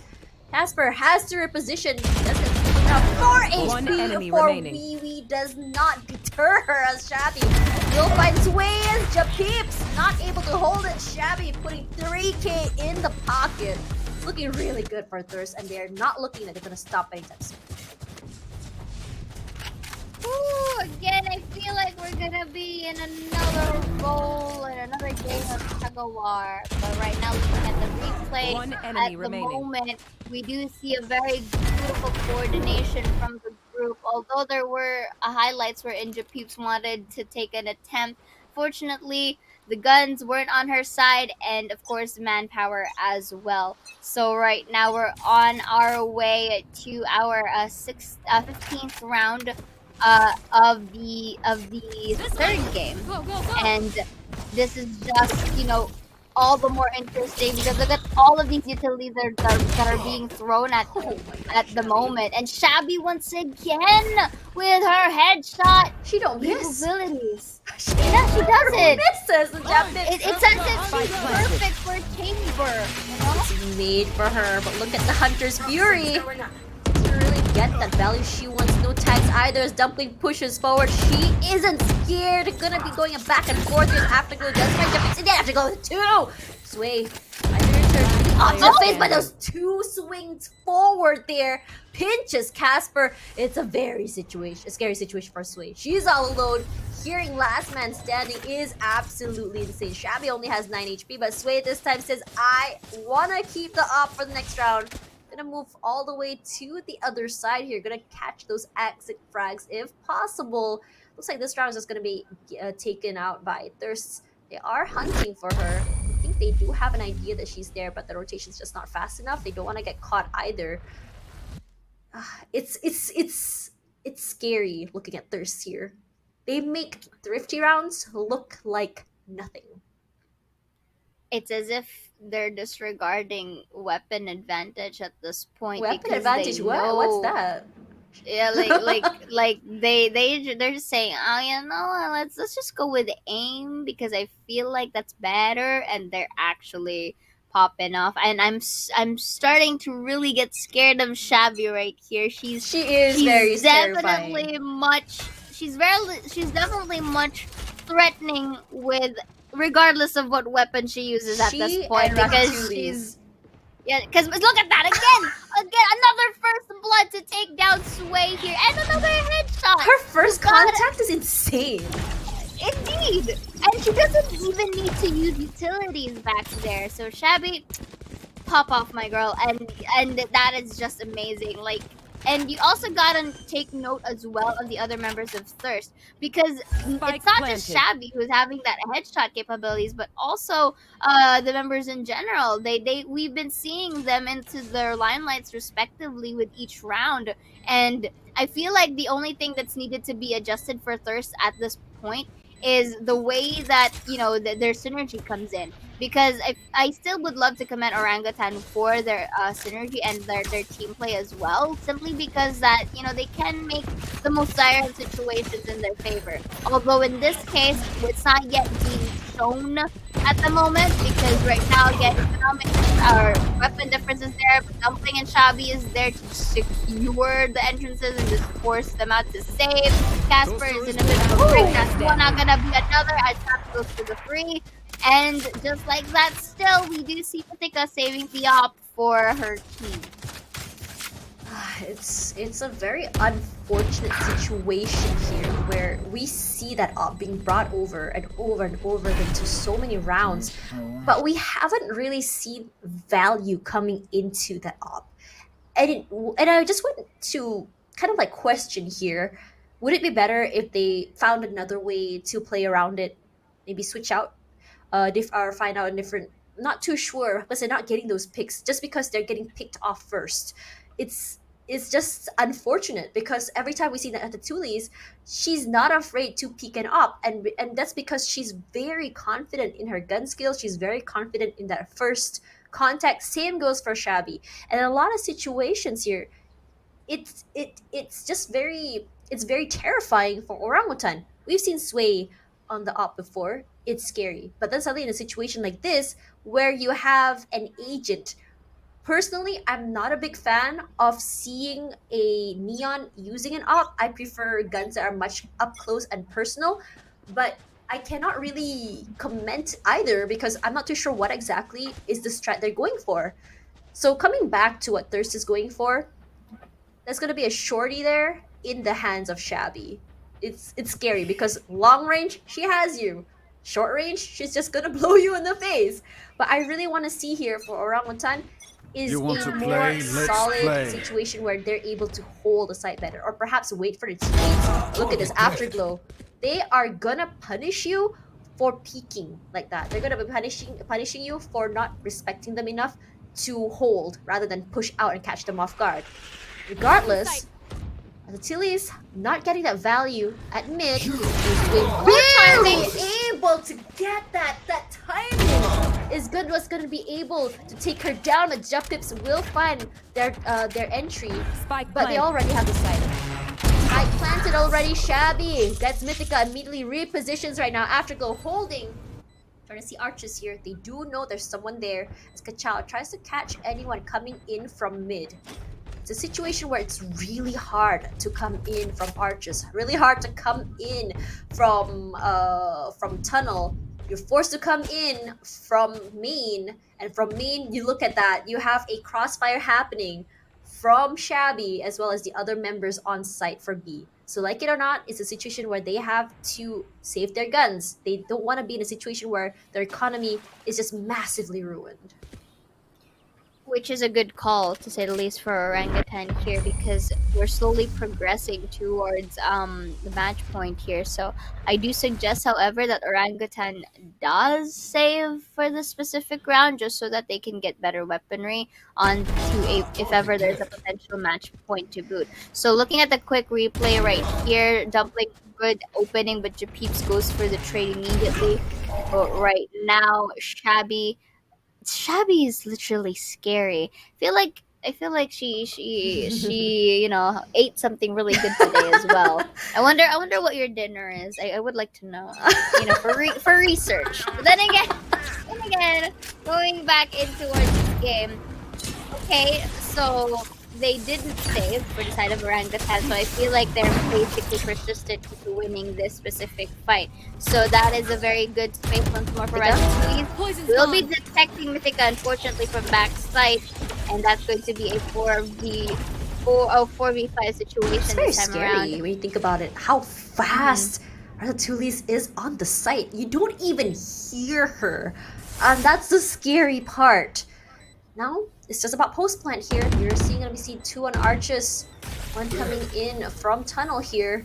Casper just waiting here. You are seeing the fast lane come through. Ratatouille just sprays through the smoke. Just pit saying not today, Zerk. That's one is too much already. Pips waiting as Casper tries to get some more picks there with the tour de force. Jump peek there. Afterglow still wins. Afterglow got 2. The Pips shabby, but not before Afterglow puts a 3K in her pocket, and it's match point for Thirst. Match point.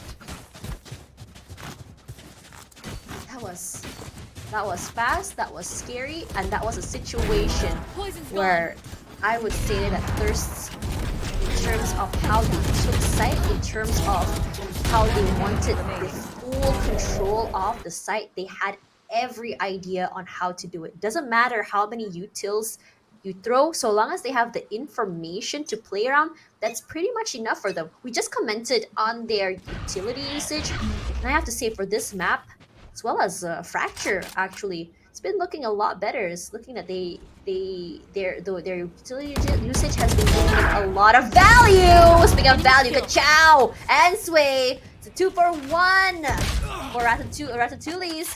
As for does get tagged here, she's so very low. Dumpling is planting. Shabby wants her out of the way. That snake bite. She actually takes the damage. That's how confident she is. It's away now, but Casper unconnected shots as Shabby finally takes her out. From Stairs here does get one, not before traded out by Afterglow. And there's still Mythica playing the backside, trying to find someone else, but Dumpling finds her counterpart. 13-7. Thirst takes the first match of tonight. And this is also interesting because we are going to see first team that is very much new into our ears proceeding to the lower brackets of our game. Of course, unfortunately, we do have to say a bit of goodbye to Orangutan, at least for Open 4. They still, have the chance, as you've seen in the calendar of events. But this specific game is one of the closest, again, I have seen. And the tug of war coming in from the very first game to the very last, you could really say the least that they have done their stuff, that they have been very much fighting for their points, and you very much notice that they weren't really complacent in terms of facing off these teams. So let's look at real quick, Tash, the rundown of these scores right here. Once again, it's a 7-13 in favor of Thirst's Red. With 13 points. Look at these quick MVPs right here. We have Japeeps with 2.5 KDA, 371 ACS with whopping 28 kills for the team, as well as Dumpling, however, will be doing her stuff in silence, but you know what, she is now heard as she has 21 kills, 292 ACS with 2.7 KDA respectively. Looking at the objectives again right now, Orangutan was able to win out at least in the fragments of 6, but the rest of the objectives are here in the side of Thirst, getting that 15k damage, 25% headshot percentage. That is a lot. Majority, I guess, from being on Ratatouille's and of course Shabby. Yeah. But of course, with the objective wins of 9 as well for the side of Thirst Red, they've been very much getting into their stuff. All throughout games 1 up to games 3. Yeah, Thirst, while they did look a little bit lackluster on map number 1, but this is definitely a situation where it's more of like, we will catch you off guard on game number 2 and really bring it to you on game number 3. Thirst really making a statement here on their first time onto Game Changers, and I am really enjoying the ride. So far, I have not seen a team that is that terrifying in terms of their aim, and I'm really excited to see them move forward. I mean, I do agree with you with that, but you have to take note. You still have to consider the other teams in which potentially that they could face sooner or later. But before anything else, let's not too much to the future and look into the highlights right now. After go with the beautiful freak as well, but Japeeps here also making her stuff for the team, getting those 3Ks in return. Unfortunately, however, we weren't able to see much, at least for the side of Sway here with that Neon, but it could have been as well a different story if she uses maybe a different agent or Perhaps maybe a a different Jet. duelist. I Yeah, feel like perhaps a Sway Jet. really shines on Jet.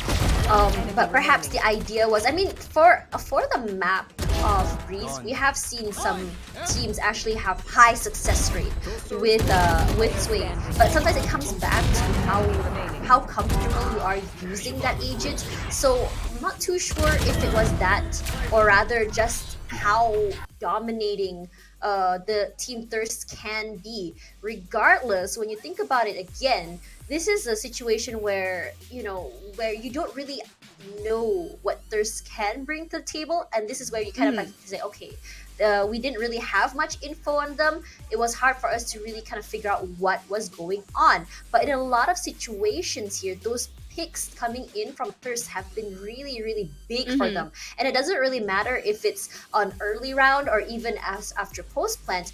Is the way that they play and play around that information that gave so much value to the team. And in terms of Thirst as well, we talked about how Ratatouille is just not afraid to push up, to really just peek out. It gave her so much value, and I really gotta say, Definitely. a woman of no fear is a woman to be feared. And speaking Definitely. about that, though, Of course. we're gonna be taking Yeah. I mean, all of that was able to conclude into a 2-1 once again. It is a Thirst Red, but we will be going on a short break for our next game, which is between Sovereign and Enigma Galaxy when we come back.